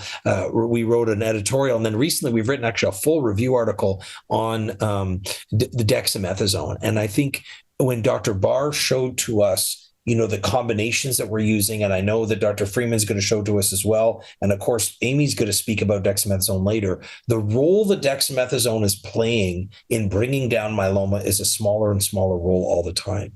And the drug seems to really give a nice kick to the treatments we give, but over time, boy, it causes a lot of side effects. So I see a day where we're going to continue to reduce dex, use less of it up front for a shorter period of time, and then taper it off so we can truly get down with dex. And there's a lot of work going on in that field to really support that. Well, it's time for a break. So I want everybody to get up, walk around, move around. No one gets a DVT during our sessions. So let's take a 10-minute break and be back just before the half hour. And we will dive into our next lecture from Dr. Freeman. I'm very excited to hear from Kira. You've already heard a little bit from her already. So let's take a quick break. Everybody get up, move around, and we'll be back in just under 10 minutes. Thank you. Good evening, everyone. It's a pleasure to be here and present to you all today. It takes incredible strength and courage to manage the journey that you're on. So I want to thank you for being here to invest in yourself and your health. I'm going to go over a bunch of topics. A lot of it has been talked about, so I may just go through some of the slides pretty quickly, push past them. I'm going to talk about myeloma basics, specifics on newly diagnosed myeloma, managing those symptoms, and most importantly, living life to the fullest by living well with myeloma. So looking at the screen, you're going to see lots of bright colors and interlocking shapes. But if we're being honest, when you probably first heard the words multiple myeloma, it didn't feel like this nice, neat, colorful puzzle. Probably felt like a whirlwind of confusing terms and endless labs and a lot of uncertainty. But as a nurse practitioner, my goal isn't just to treat a lab or a scan. It's to help you put all these pieces together so you can see the full picture of your health. So myeloma is complex. It's a combination of biology, treatment, and most importantly, your life. We're going to walk through these puzzle pieces to help make that picture a little bit clearer. So we're going to go over myeloma basics to understand the fundamentals of what's happening in your bone marrow, newly diagnosed multiple myeloma, relapse refractory. We're not really going to go in today, but you can visit the resources we have on the website, and you can either attend another talk on that specific topic. And then we're also going to go over managing symptoms and living well. You'll see here, we're going to talk about not just the basics, shared decision-making. We'll talk about newly diagnosed treatment. We'll talk about living well, and then care partners as well. So myeloma basics. And we did go over this quite a bit. So like we talk about, think of your bone marrow as a factory. Normally this factory produces white blood cells, the white wine. They mature into plasma cells. They're your body's internal security team. They produce those antibodies that fight infections like a flu or a cold. These are polyclonal, meaning they're diverse and ready to fight many different types of germs. But myeloma, these plasma cells mutate. They're making a variety of antibodies that are not helpful. They're photocopying themselves over and over again, creates identical cells that we call monoclonal. So you'll see the term M protein, monoclonal protein on your lab reports. And that's the root cause of why you might feel tired, fewer red blood cells or fewer red wine cells, or you might feel more prone to infection. So let's talk more about what's happening in the body. So we talked about that overcrowding of the bone marrow factory. Let's look at the real world consequences of that traffic jam. So when these clonal plasma cells take over the space of the healthy cells, you're going to feel tired because you're anemic. When your red blood cells drop, your body's not getting the oxygen it needs. So, and it's not just being tired, it's that deep bone weary anemia fatigue that many of you know all too well. There can be an immune dysfunction, so fewer healthy white cells. That's why we're so vigilant about fevers, and that's why we emphasize staying on top of your vaccines. We can see kidney or renal dysfunction. So these monoclonal proteins can act like sludge in the filters of your kidneys. That's where we're always asking you to drink more and more water and checking your kidney levels or your creatinine levels. And we can even see bone damage or calcium elevation. So myeloma cells change the bone remodeling process. They tell the cells that break down bone, known as osteoclasts, to work overtime. And the cells that build bone, osteoblasts, they tell them to take a nap. So this leads to bone thinning and can cause calcium to leach into your bloodstream, which makes you feel confused or nauseated or even thirsty. But I think the most important thing to talk about is that infections can be very serious. Infections are not just a side effect, it's a major part of the disease that we have to manage together. And as this quote says, it remains a leading challenge for our patients. So let me draw attention to the red box, right? So in my clinic, if you have a fever of 100.4 or higher, that's an automatic phone call. So don't wait until the morning to see if it goes down. Don't take Tylenol and hope for the best. I also want to highlight shaking chills. Even if you don't have a fever, you're shivering and you can't get warm, your body's telling us that something is wrong. Shortness of breath or feeling dizzy are also immediate call us now symptoms. We would much rather you tell us everything is fine than miss an infection. We would much rather tell you everything is fine than miss an infection that could be caught earlier. You're never bothering us by calling about a fever. You're helping us to do our jobs better. So how do we stay out of that red zone? So good hygiene is not just about good hand washing. It's about skin care to prevent cracks where bacteria can enter, oral care to prevent mouth sores, environmental control. So I'm not asking you to live in a bubble, but use your best judgment. If a grandchild is sick, maybe a FaceTime visit is more appropriate instead of an in-person visit. If you're in a crowded airport, wear that high quality mask. And of course, immunization. So we'll keep you up to date on your flu, COVID, RSV, pneumonia shots. And most common vaccines like the flu shot are what we call inactivated and safe. But the live ones, like the old shingles vaccine or certain travel vaccines, those are the ones to flag. So always check with us before getting any vaccine, as we generally want you to avoid these live vaccines while on treatment. And we'll also use preventative medications like antivirals or antibacterials to give you that extra layer of armor. Sorry, I lost my clicker. Did it go? Give me a second. Sorry, everyone. Okay, kidney health and bone health. So we talked about how myeloma proteins can act like sludge in the kidneys and how the disease can weaken the bones. Let's talk about how we can actively protect those two vital systems. So your kidneys are the unsung heroes of your treatment. They filter out the waste and the myeloma proteins. To keep them running, hydration is non-negotiable. We nag you about drinking water, but it truly is the best way to get those filters flushed. And think of that no-go list. This is a big one. So avoid NSAIDs. Those are non-steroidal anti-inflammatory drugs, Advil, Motrin, Aleve, the generics of those drugs. Those can be very tough on the kidneys that are already working overtime. If you have a headache or a minor pain, please check with us. Usually Tylenol is probably the safest choice. And then contrast dyes. If you ever need a scan, like a CT scan for a different health issue, always tell the technician that you have myeloma. We want to be very careful with IV contrast dyes. Now, bones. Myeloma, as I talked about, wants to make your bones wholly and brittle, and we fight back in 3 different ways. We use those supportive medications that people have actually posted questions in the chat. Most of you are likely on these bone strengthening agents like Zometa or Xgeva. These are the scaffolding we give your bones. And then we need the fuel, right? So that's nutrition, vitamin D, calcium. Those are the bricks and mortar. But of course, don't start a high-dose calcium supplement without checking with us first, as myeloma can sometimes cause blood calcium to get too high on its own. And most importantly, move that body, right? You don't have to run a marathon, weight-bearing activity, even just standing, walking to the mailbox, a little bit of kitchen dancing tells your bones that they need to stay strong. And just like with infections, you need to watch for warning signs for this. So flags for your kidneys. If your urine looks like soap bubbles, are dark, or if you notice new swelling in your ankles or in your face, give us a call. And the bone rule. So see that red box? Report any new or worsening bone pain. We need to know if a pain feels different or sharp, as that can help us prevent fractures before they happen. Let's talk about pain management. So pain is not just an inconvenience. It's a source of significant distress that can affect your sleep, your mood, your ability to tolerate treatment. So if you're in pain, we want to know about it. You don't get extra points for toughing it out. So we try to stay ahead of the pain in 3 specific ways: by preventing fractures. So as we discussed, we talked about those scaffolding drugs, those bone strengthening agents. They treat the myeloma itself to stop the disease from damaging the bones in the first place. And preventing nerve damage, also known as neuropathy. So some medications can cause tingling, numbness in your hands and feet, we talked about. So we prevent this by adjusting doses or changing how the medicine is given, like we talked about before, switching from IV to a shot.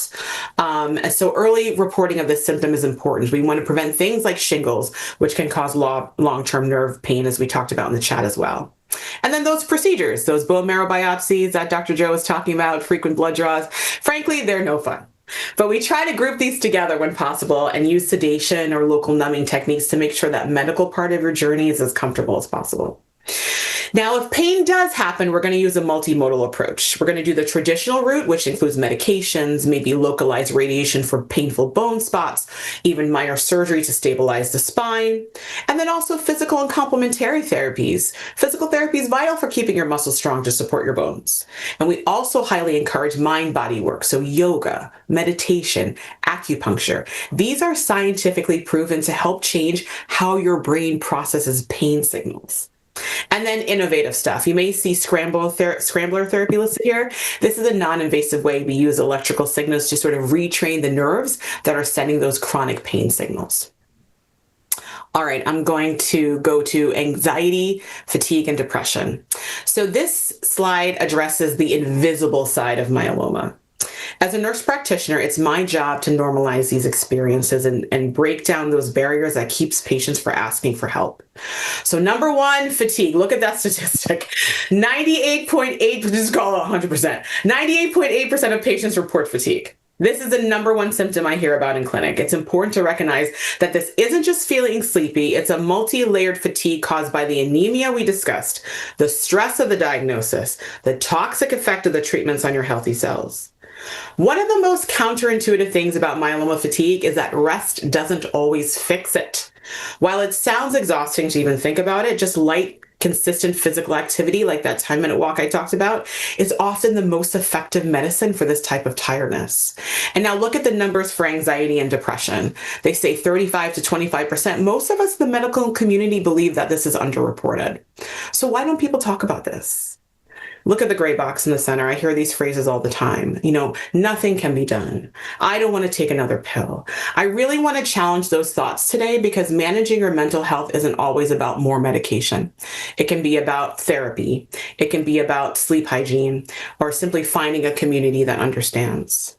Speaking of which, look at this map. Every one of those red pins represents a community of people who are walking the same path as you. So joining a support group is one of the best ways to combat the mental weight of multiple myeloma.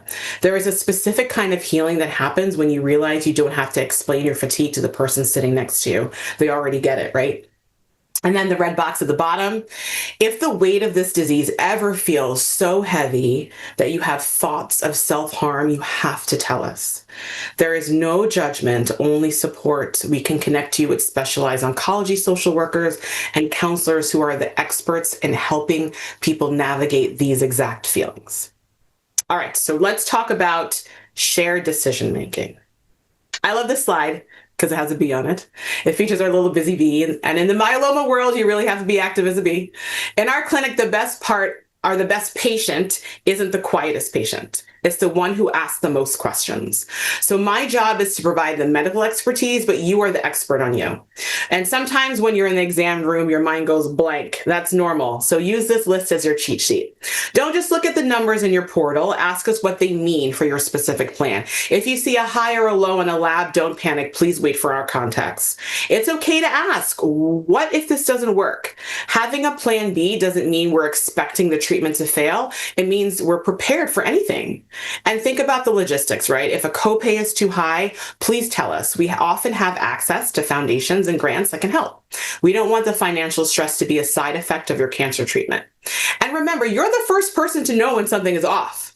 So I love these examples. So if a phlebotomist is usually taking 4 vials of blood every time you come and see us, and they only take 3, ask why.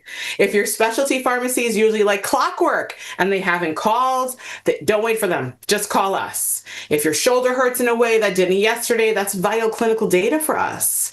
There's no such thing as a small detail. If it's big enough to notice, it's big enough to be mentioned.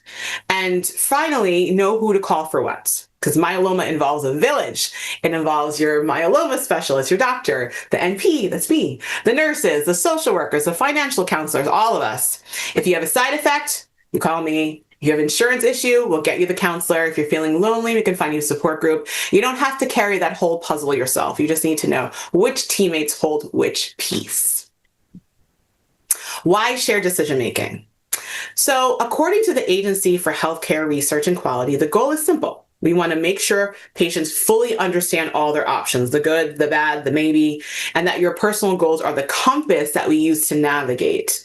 In our clinic, a successful treatment isn't just one that kills myeloma cells. It's the one that fits into your life.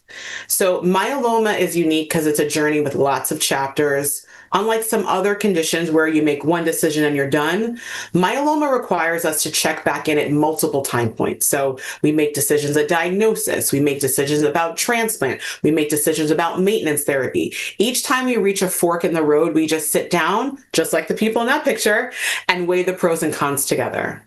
And the best news I can give you is this second bullet point. People with myeloma are living longer. And because of that, your goals should change, right? So at diagnosis, your goal might be, I want to get this under control as fast as possible. And then maybe 2 years later, your goal might shift to, I want to travel. So how do we adjust my schedule to make that happen? Maybe 5 years later, it might be, I want to minimize side effects. So how can I keep working?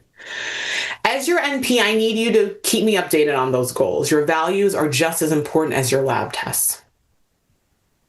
I often hear from patients that as soon as I walk into the exam room, every question they had in their head suddenly disappears. I like to think it's because I'm so beautiful, but that's not why it is. That is a completely normal response to stress. So this slide is designed to give you a script to help you regain control of the conversation. The best thing you can do is to write it down, whether it's a notebook or something on your phone. Bring your questions with you. So don't just ask about what will work, ask about the trade-offs. I also love the question, what wouldn't be a good option for me? Because sometimes understanding why we're avoiding a certain drug tells you just as much as why we're picking a drug. And you have to explicitly state that you want to be involved. I want to make sure this is the best fit for my life. When you say that, you're signaling to the medical team that your lifestyle and your values are part of the equation. And to my care partners in the room, your voice is crucial here. You might be the one to say, he really struggles with the steroids. Or, she really wants to be able to garden this summer. Those details can change how we practice. And you can ask for time. Unless you're in a medical emergency where we need to act within the hour, you usually have a few days to sit with the information. And myeloma emergencies are quite clear. So ask for time to sit and think about it if you can. Ask for brochures, website links, homework to review at home. Decisions made in a state of high anxiety are often the hardest ones to live with. So go home, sleep on it, talk to your family, send us a message through the portal, or call us back. We want you to be 100% in on the plan that we pick. So we talked about asking questions, but where you get your answers matters just as much. The internet trap. When you search myeloma online, you're going to find stories that are 10 years old. 10 years is an eternity in myeloma. Treatment has changed so much that those stories often don't apply to you. You got to stick to reliable resources. So stick to the golden standards like the International Myeloma Foundation and our AI expert Mylo. These are vetted by experts like ourselves to ensure the data is current. And be very wary of these personal stories. Use caution. Just because a drug worked wonders for a neighbor or it caused a specific side effect for your neighbor or for someone in your support group, that doesn't mean it will do the same for you. I love that our community shares its experiences, but remember, I treat your myeloma and not your neighbor's. And this is how you open the dialogue. So instead of waiting for us to tell you what to do, you can lead with your priority. You can say, my top priority is staying off steroids as much as possible. I've heard from Dr. Joe, down with steroids. And because that affects my sleep. Or I want the most aggressive treatment available, even if it means more time in clinic. By framing the conversation around what do you think of this choice given my priorities, you are forcing the medical team to look at your treatment through your lens and not just the clinical guidelines. So remember that treatment decisions are not a permanent tattoo. It's a choice we make, and we arrive at that decision together, but we reevaluate it constantly. And if we start a treatment and side effects are compromising your goals, we talk about it. We adjust. We pivot. So shared decision-making is a continuous loop. As long as we're talking, we are doing it right. All right, I'm going to breeze through these. We talked a lot about clinical trials, so I'm going to skip over those. We're going to go into newly diagnosed treatment. Okay, so before I get into treatment options for a patient with active newly diagnosed myeloma, I just want to take some time to talk about our patients who have high-risk smoldering myeloma.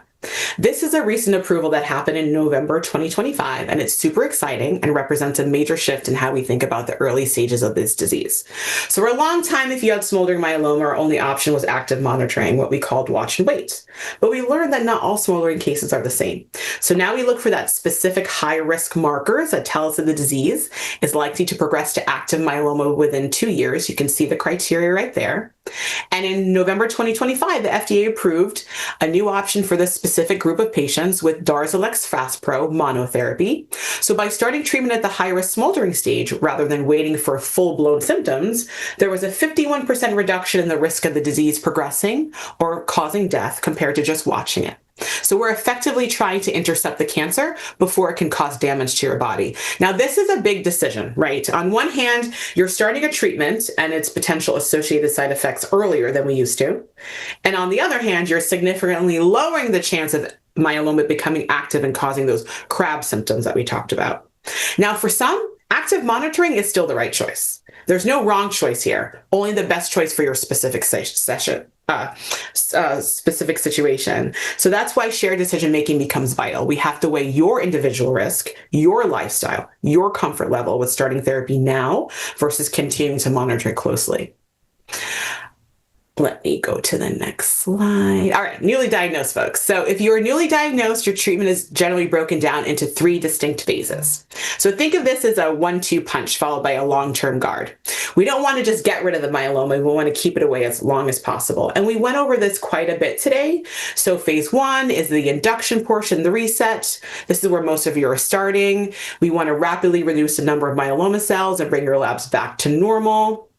Phase 2 consolidation, called the deep dive. Once we have the disease under control, we want to deepen that response, meaning we want to find and eliminate any microscopic myeloma cells that might be hiding. So for many of you, this is a stage where we talk about the autologous stem cell transplant. And we also talked about, for those who transplant may not be what we're doing right now, sort of what the next thing is. And then phase 3, I like to call the guard maintenance. Once we achieve a great response, we switch to this lower intensity long-term treatment. And the goal isn't to hit the myeloma with everything we've got in maintenance. It's to keep a constant low-level guard in place to sustain your remission. I often use that fire analogy. So induction is the fire truck putting out the flames. Consolidation is checking the walls for those hidden sparks. And maintenance is that smoke detector that stays on 24/7. And your team will evaluate your labs and your side effects at the end of every phase to make sure we're ready for the next steps. So let's talk about the steps starting with induction. And I'm going to go over this quickly since we talked about this too. So when we start induction, we don't just use one drug. We typically use 3 or 4 drugs. Why? Because myeloma is smart and has multiple ways of surviving. So we need to use multiple different classes of drugs to surround the cancer cells and make it much harder for them to develop resistance. So we have those anti-CD38s, those proteasome inhibitors, those immunomodulatory drugs, those steroids. Let's be honest, it's a lot of medicine. And many patients come to me taking little to no medicines, and now I've given them an arsenal of medications to take once we start treatment. Let's go over the red box. So we give you antivirals because myeloma treatment can wake up that shingles virus. We use aspirins or blood thinners because some of these drugs can increase the risk of developing clots. And we use bone strengthening agents to repair the damage we saw on the earlier slides. It can feel like you're taking a pharmacy home with you, but every one of these has a specific purpose to keep you safe while we kill the cancer. Let's talk about the drugs that everyone loves to hate, steroids. If I was to take a poll in this room, I suspect dexamethasone would not be anyone's favorite word. Steroids are necessary for myeloma treatment. They're active cancer fighters. They prime the myeloma cells to be more easily destroyed by your other medications. But I want to highlight that top bullet. We can adjust them. My goal as your NP is to find the Goldilocks dose, enough to kill the cancer, but not so much you can't recognize yourself in the mirror or get a wink of sleep. So let's go over what these side effects look like in real life. There can be the high, the day you take them, you can feel like you cleaned the whole house, run a marathon, then you might feel irritable or wired, and then you have the crash. A day or 2 later, the fatigue hits. Over time, steroids can play tricks on your body, can blur your vision, raise your blood sugar, cause that frustrating moon face, weight gain. If you have diabetes, like we talked about, you have to watch your sugars like a hawk during these days. Timing is everything. Take them in the morning, protect your stomach. They're tough on the GI tract. You got to take them with food, and don't quit. don't stop or change your dose on your own. Your steroids actually change how your body handles stress. So if we have to stop them, we have to do it safely and gradually. And there's other side effects listed here, but I want to move on to peripheral neuropathy. So now peripheral neuropathy is basically a fancy way of saying your nerves are irritated and damaged. Think of your nerves like electrical wires. When the insulation on those wires get frayed by the myeloma, proteins or the treatment, the signals get scrambled. And so it can start in the tips of the toes or the fingertips. It can move upward. It's not just pain. It can be numbness, tingling, a burning or ice sensation. But the most dangerous symptoms is muscle weakness or a lack of feeling in your feet, which can lead to trips and falls. But the good news is we are much better at preventing this. Like I talked about, we changed the way we administer these medications. There's things like B complex vitamins to help support nerve health. If your neuropathy worsens, we'll adjust your treatment plan, maybe prescribe some medication specific to neuropathy, even suggest PT or an evaluation with a neurologist. But early reporting of neuropathy can prevent permanent damage. So if you tell me you're starting to feel a little tingle in your toes, I have options. If you suddenly tell me it's hard for you to button your shirt or pick up a coin, that's a sign to call me. We can always adjust and make sure things are okay. Let's talk about blood clots. Sounds scary, but it's something we manage every single day in clinic. Patients with myeloma naturally have a higher risk of blood clots because the disease makes their blood a little bit thicker, a little bit stickier. When we added treatments like the immunomodulatory drugs and steroids, that risk goes up. So we can have deep vein thrombosis, a DVT, that can happen in the leg, a pulmonary embolism, that's a PE, that's when the clot travels to the lungs. It can make you feel short of breath. So depending on your personal risk factors and your mobility, will put you on something from a baby aspirin to something stronger like an oral anticoagulant, like a DOAC. And we have to balance the risk of a clot with the risk of bleeding if your platelets or your rosea is low. So things you can do at home: keep moving. Immobility is a clot's best friend. If you're in a long flight or car ride, pump those ankles, take short walks. Compression stockings can be helpful to help prevent the blood from pooling in your legs. And then lifestyle, like no smoking, best time to stop. We talked a lot about transplants, so I'm just going to skip over some of those transplant slides. Everyone did a great job of talking about that. Let me go into GI symptoms because I only have 3 minutes left. Okay. First common denominator is hydration. Fluid intake is important. We talked about that. It helps with both diarrhea and constipation. It helps protect your kidney function. Constipation can happen in the induction phase of treatment. It could be from pain medication, blood pressure medications, even supplements can do it too. Increase fiber in your diet, lots of fruits, vegetables, whole grains. We may recommend fiber-binding agents like Metamucil or Citracel. Anorexia or inability to eat can happen during transplant. It can lead to weight loss and weakness. Again, hydration is important. Focus on small, frequent meals rather than large ones. Prioritizing protein intake to maintain muscle mass. And we can hook you up with a dietitian to manage or monitor your caloric intake. Now, the other side of constipation is diarrhea. This can be challenging during transplant, just like we talked about too. Hydration, replace and replete and replace and rehydrate. We may give you electrolyte replacements because you can lose a lot of electrolytes with diarrhea. And like we talked about, we may order a stool sample to rule out infection. But the key takeaway is this: discuss GI issues with your healthcare providers because we need to know if you're struggling because we can work to identify the root cause and also make simple adjustment to your medications and supplements.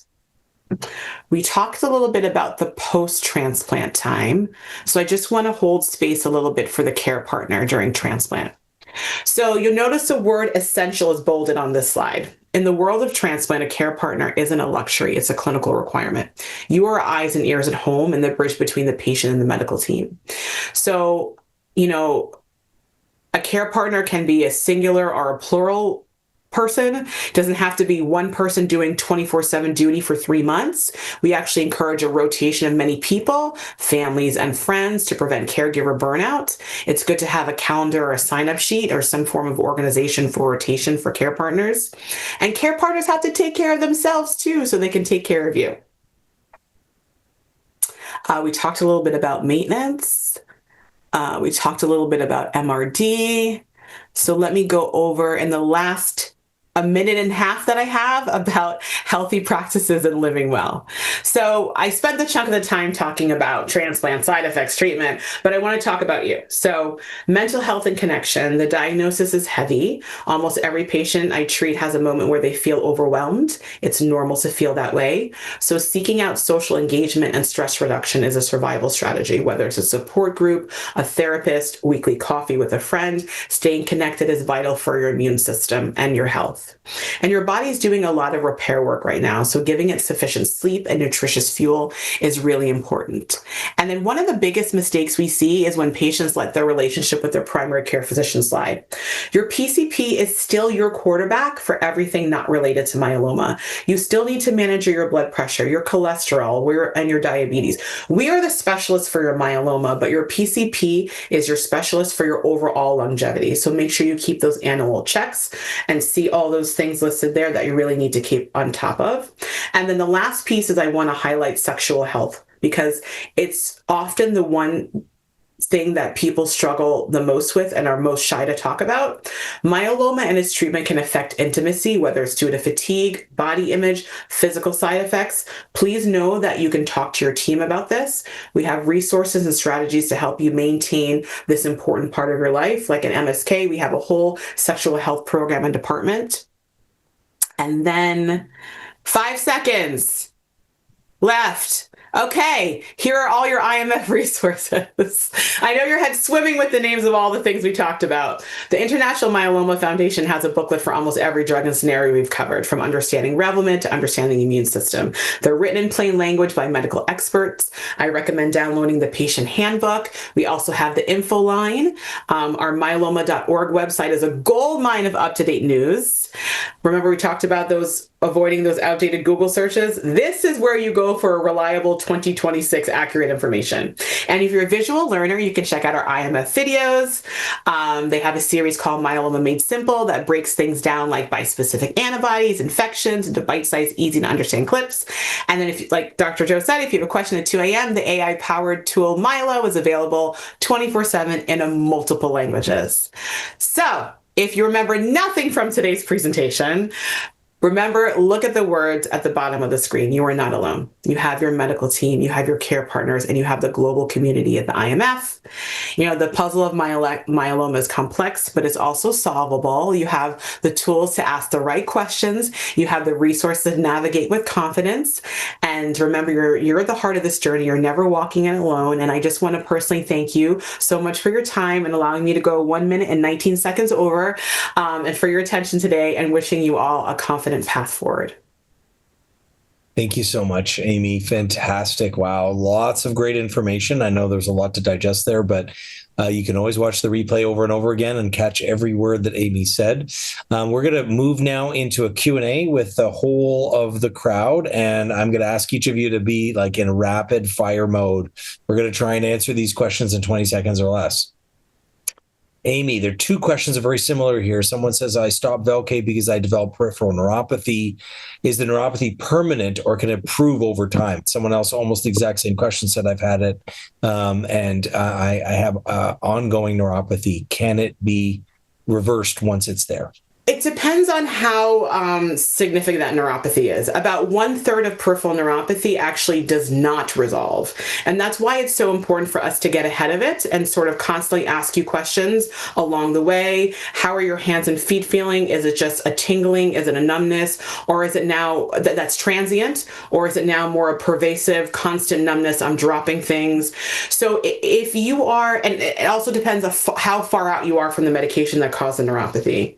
If you are in the throes of the medication, we can dose reduce, we can hold, we can tweak, we can add neuropathic medications. But if it's been years since you've had Velcade and you still have pretty significant peripheral neuropathy, numbness, that is probably not as reversible. That's probably more of a permanent situation. And we really need to figure out strategies to help better your quality of life and get neurology on board and see what we can do. Fantastic answer, Amy. You're so good. Another one for you, Amy. Do you recommend weight-bearing exercises with myeloma? That's a good question. So that is probably dependent a lot on, when I say weight bearing, do not go to the gym and start lifting 50-pound weights. I really was talking about the strategies that I suggested of like a 10-minute walk or doing in the little kitchen dance. Those are great. Just standing, walking around your house. That's like your weight is enough for your bones. Some people do have compromised brittle bones from the myeloma, and we do our best with Xgeva and Zometa, but we also don't want to test them out and put additional pressure on them. So don't be doing heavy weightlifting or bench pressing, just your own body's weight, walking around. That I think that is sufficient. And if you do want more actual tailored strategies, I would definitely recommend getting a referral to see a physical therapist. Yeah, because I think there are some really good exercises that people can do if they wish to do them, but you're very right. We really have to balance that with the way the disease has affected their bone. I'm always concerned about exercises that are particularly harsh on the spine. Yes. Jumping up and down and the very, lifting heavy weights that sort of jerks those muscles. Now, patients can eventually build up to weightlifting. We have some patients that can do some of that, but definitely consult your doc. I'll ask you one more, Amy. I'll give you a little breather while I pepper the other docs here about questions. Someone said, I've been getting regular infusions of Zometa for 7 years. Can I stop? That's a very good question. I think my question to you is how are your bones doing? I've had patients who had very bad bone disease and were on bone strengthening medicines for a long time just because it really needed to keep their bones in check. I think we have to weigh the pros and cons, right? Long-term usage of some of these bone strengthening agents can cause issues with osteonecrosis of the jaw. Some of them can cause kidney issues as well. So if you're not having any issues with that and you're having more of a positive versus negative benefit, I think continuing these medications are okay. But again, I don't know the full story, and it's probably best to discuss it with your myeloma team to see if it's something you can taper down, maybe not getting it as often, maybe lessening the frequency of the infusions, but it's definitely a question for your team to make sure it's the right fit for you. Absolutely. Great answer. Yeah. Very often we do reduce it to every 3 months and then even maybe discontinue it at times. So Kira, here's a good question. Do you have any comments about the difference between using Kyprolis or Velcade in frontline therapy? Some patients we've often in the schedules that you and Dr. Bar noted today, very often we use bortezomib in the frontline setting, but there is emerging evidence to use Kyprolis instead of bortezomib or carfilzomib instead of bortezomib as the drug of choice. Do you have a thought there or a comment? I certainly do. So in some scenarios, you choose it for its toxicity profile. So for example, if you have a patient who's got pre-existing peripheral neuropathy, as we talked about, that might be a situation where you'll selectively pick Kyprolis instead of Velcade because you just don't want to make things worse, as long as you can get access to it, depending on where your practice is. Other situations, there are many who feel, because we have some head-to-head evidence comparing the two drugs, albeit kind of by themselves, just with steroids, that the Kyprolis is a more potent inhibitor of the proteasome, that in certain situations, like particularly high-risk disease, that they may preferentially select a Kyprolis induction regimen over Velcade for this perceived idea that it's going to be more potent, get that deeper response, and so you can get a better outcome for that patient. So there are some scenarios where a Kyprolis-based regimen is favored, and sometimes it's sort of patient-based, sometimes it's disease-based, and then sometimes it might be logistical-based. So, or, if a patient's got a lot of heart issues, you might be more nervous about using Kyprolis, you might favor using bortezomib. So those would be the main things that I would think about. Very good, very good. Another quick question for you, Dr. Freeman. Does a stem cell transplant prohibit you from doing CAR T therapy in the future? Absolutely not. No. In fact, the overwhelming majority of patients who are either enrolled in clinical trials or treated in the real world will have had a prior autologous stem cell transplant, just by nature of the history of the disease. There is a lot of trials that have been also looking at, evaluating the use of CAR T-cell therapy as consolidation after a transplant, instead of a transplant. So, lots of really great experiments ongoing, and we're excited to see the results of those things, but definitely not prohibitive. So, don't feel like you're shutting the door to a later use of CAR T. Dr. Bar, here's a good question for you. How long can you take daratumumab or Darzalex before your body becomes immune to the drug? That's a good question. I I think immune to the drug is a little bit of a kind of a misnomer. It's not that your body is becoming immune to it. It's that the myeloma cells have found ways around the drug. So the myeloma cells become more resistant to the daratumumab.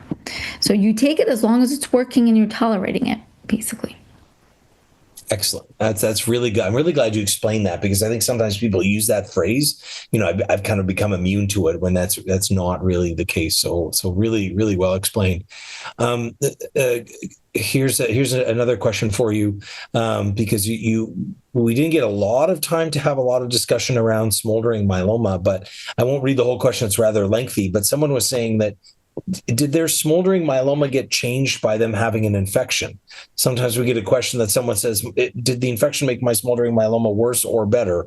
Does that really happen? If someone has smoldering myeloma and they're in that watch and wait mode, they're not being treated. Amy talked a bit about how we do now have a FDA approved treatment for some patients with high risk smoldering myeloma. But sometimes people ask this question about is an infection, and I can even extend the question and say, is a vaccine going to make my disease better or worse? So the short answer is no. The infection would not make the smoldering myeloma worse or develop smoldering progression to myeloma, and neither would a vaccine. Sometimes kind of activating the immune system might sometimes raise the light chains a little bit here and there, but it would be a little blip and it would kind of go back to normal. But no, it does not cause progression. Excellent. Amy, back to you. This patient, unfortunately, someone says, I have fractures in my back from myeloma and I'm using a cane hunched over, unfortunately, as I walk. Not excruciating, but minor pain. Will the fractures ever heal? Sorry, I keep losing my mute button. No worries. This is actually a really great question. I think there is a little bit of confusion about these bone strengthening medications. They don't necessarily fill in the holes, the lytic lesions. They sort of just build the bone and sort of prevent further skeletal related events. Which are these fractures that can happen. So I think, making sure you're supporting yourself with calcium and vitamin D. And like I said before, make sure you're not taking high dose calcium levels without your team knowing, because calcium can also naturally rise from myeloma. But making sure you're taking the sufficient supplements that you need, make sure you are doing some sort of weight bearing to keep the bone strong. If there are compression fractures in the spine, there are surgical methods that we can do, such as kyphoplasty, to help sort of correct that. But otherwise, just the natural bone healing process from a fracture, like a rib fracture or whatever, is what we do. Now, if you have a fracture in more of a weight-bearing bone, such as the femur, that might require more surgical intervention. It might require like a rod and screws just to make sure the integrity of the bone is maintained. But I hope I answered your question. It's a little bit a complex one, but it is. But no, but you've answered it. You've answered it really well. I'll take a couple of questions here. One, someone asked, "Do you get antibodies when you receive IVIG?" And the quick answer is yes. That's the whole point of why we give IVIG, or intravenous immunoglobulin. Right now, with so many of the therapies, we didn't get into a lot of detail because, as Dr. Freeman noted, we're not frequently using these drugs in the frontline setting. CAR T-cell therapy and these bispecific antibodies, we gave you an introduction to them so you can learn a bit about them. But one of the kind of friendly fire effects of these drugs is that they do reduce the plasma cells that make our good immunoglobulin, those good antibodies that fight off infection, typically measured by the IG, or immunoglobulin G level. And so when we give IVIG, we're replacing that to reduce those risks of infections. Someone asked, how come there are no clinical trials for CAR T-cell therapy for non-secretory multiple myelomas? Oh. This is a tough question, but I'll quickly answer. So in now somewhere between 98 to 99% of myeloma patients, we can measure their myeloma. Remember how I said it's been like a crime scene? There's different ways of measuring it. For some people, it's the M spike. For some people, it's the light chain. For the light chains, it's typically in the blood, but there are still some patients where we can really only measure it reliably in the urine. But there is this phenomenon that happens in about 1% to 2% of people that we call non-secretory myeloma. So the myeloma is there, it's growing in the bone marrow, but it doesn't release the protein in the blood or the urine for us to be able to measure it. Sometimes we can measure that disease with really careful x-rays. We may be able to measure what we call extramedullary disease, or on PET scans, we can see part of the disease, and some clinical trials will allow that inclusion. I would say that as much as possible, we're trying to be as inclusive as possible in clinical trials, but there may be still some trials, and there are some. And it's not like we're trying to not include those people. It's a function of saying, how can we prove that the treatment is doing good or improving someone's situation when it's hard to objectively measure the benefit to that patient. And so that's a challenge, but thankfully with our better methods of detecting myeloma, and I'm going to suggest in the future, as we do more of what's called mass spec, where we even use more sophisticated ways to detect proteins in the blood, I think that fraction of patients that have non-secretory myeloma will continue to decrease. But great question. It's really tough. Akira, for you, I have myeloma and AL amyloidosis with cardiac involvement. Does this make me ineligible for a stem cell transplant or CAR T-cell therapy? So no is the answer to both.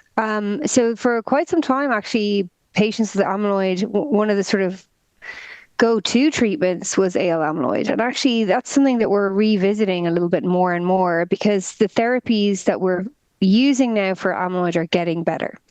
And so, because if you have, especially if you've got cardiac involvement, what we don't want to do is like make the situation worse and put you at increased risk of toxicity.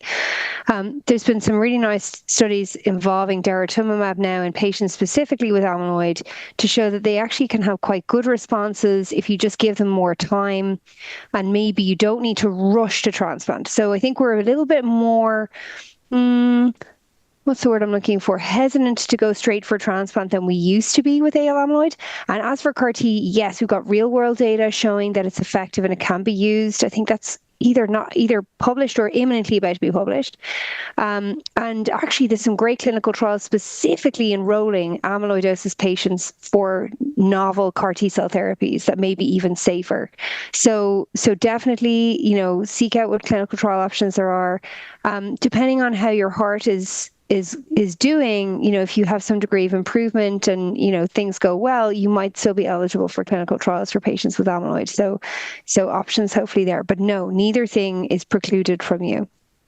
And while I've got you, Dr. Freeman, now we got 3 more minutes, and I try to get one question to each of you. If someone has already achieved MRD negativity with their induction, do you still have to do the transplant? Oh, I thought it might come up sooner than this, actually. So it is a nuanced answer to that question. And the nuanced answer is it depends. So I will often use the data. So what your study is, many people have looked at what's called an afterthought analysis of some clinical trials that showed basically if you became MRD negative with a super sensitive technique, it didn't matter how you got there, whether you got the transplant or you didn't get the transplant, you had the same outcome. And so I will often use that if I feel like transplant isn't in the patient's best interests. So if I will say, for example, there's a patient who has some medical issues and makes transplant a bit, I'm not sure it's the right thing for them, or they're not sure themselves, I'll say, look, you're already MRD negative. You've got a deep response. Let's just maintain you and keep you there. If I have a young patient who is otherwise going to have a long time ahead of them, potentially being alive with multiple myeloma, I will want them to have as many kicks at the can as possible until I can show that they will get the same durability of response without a transplant. And so, especially if they've got certain risk features that make me nervous about early relapse, etc., I will more likely than not, unless I can get them on a clinical trial, suggest even if they're MRD negative, the trials weren't strictly powered for that analysis, and so we still don't know. Truthfully, I think the more trials that there are that are designed around that kind of an analysis, the better. That'll give us more confidence to say nobody needs a transplant. But until that time, there are still patients who are MRD negative, and I'll still say we should do this. Absolutely. I think the Midas trial is maybe what that person was thinking about. But for those who may not be familiar with it, I won't go through a lot of detail. But that is a question. We need a little bit more time to hear it. But I see it all every week now. People are asking, do I really need to go to transplant?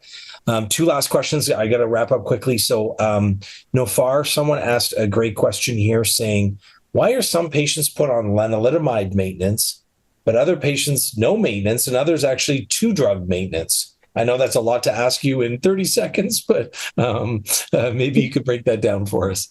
Yes. So overall, the treatment has evolved over the last few years, right? So before we used daratumumab, we did use lenalidomide as maintenance. So some patients who were diagnosed, let's say 10 years ago, they might still be on lenalidomide maintenance. And there's a lot of questions that we still need to be answering. We are using now more of these doublets, but for how long and for who? And when can we go down to a singlet, just lenalidomide?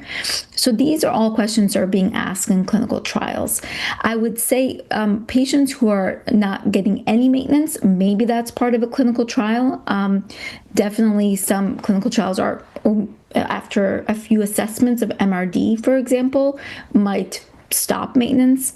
So I would say most patients do get some kind of maintenance. Nowadays, it is more often, at least initially, a doublet, but not for everyone. Sometimes it's a singlet, and more to follow in a few years. Excellent answer. I think the only thing I would maybe add to that is that in general, when people have high-risk myeloma, we've tended to favor using 2 drugs, at least initially, as you said, potentially even for the longer term. Final question to you, Amy. Any comments about diet recommendations in myeloma? We can't have a patient meeting in myeloma without someone asking about diet, which I love because it's something that they can be involved with and control. Do you have any quick thoughts on that before I turn it back to Robin? Generally, a healthy, nutritious, heart-healthy diet is the way to go.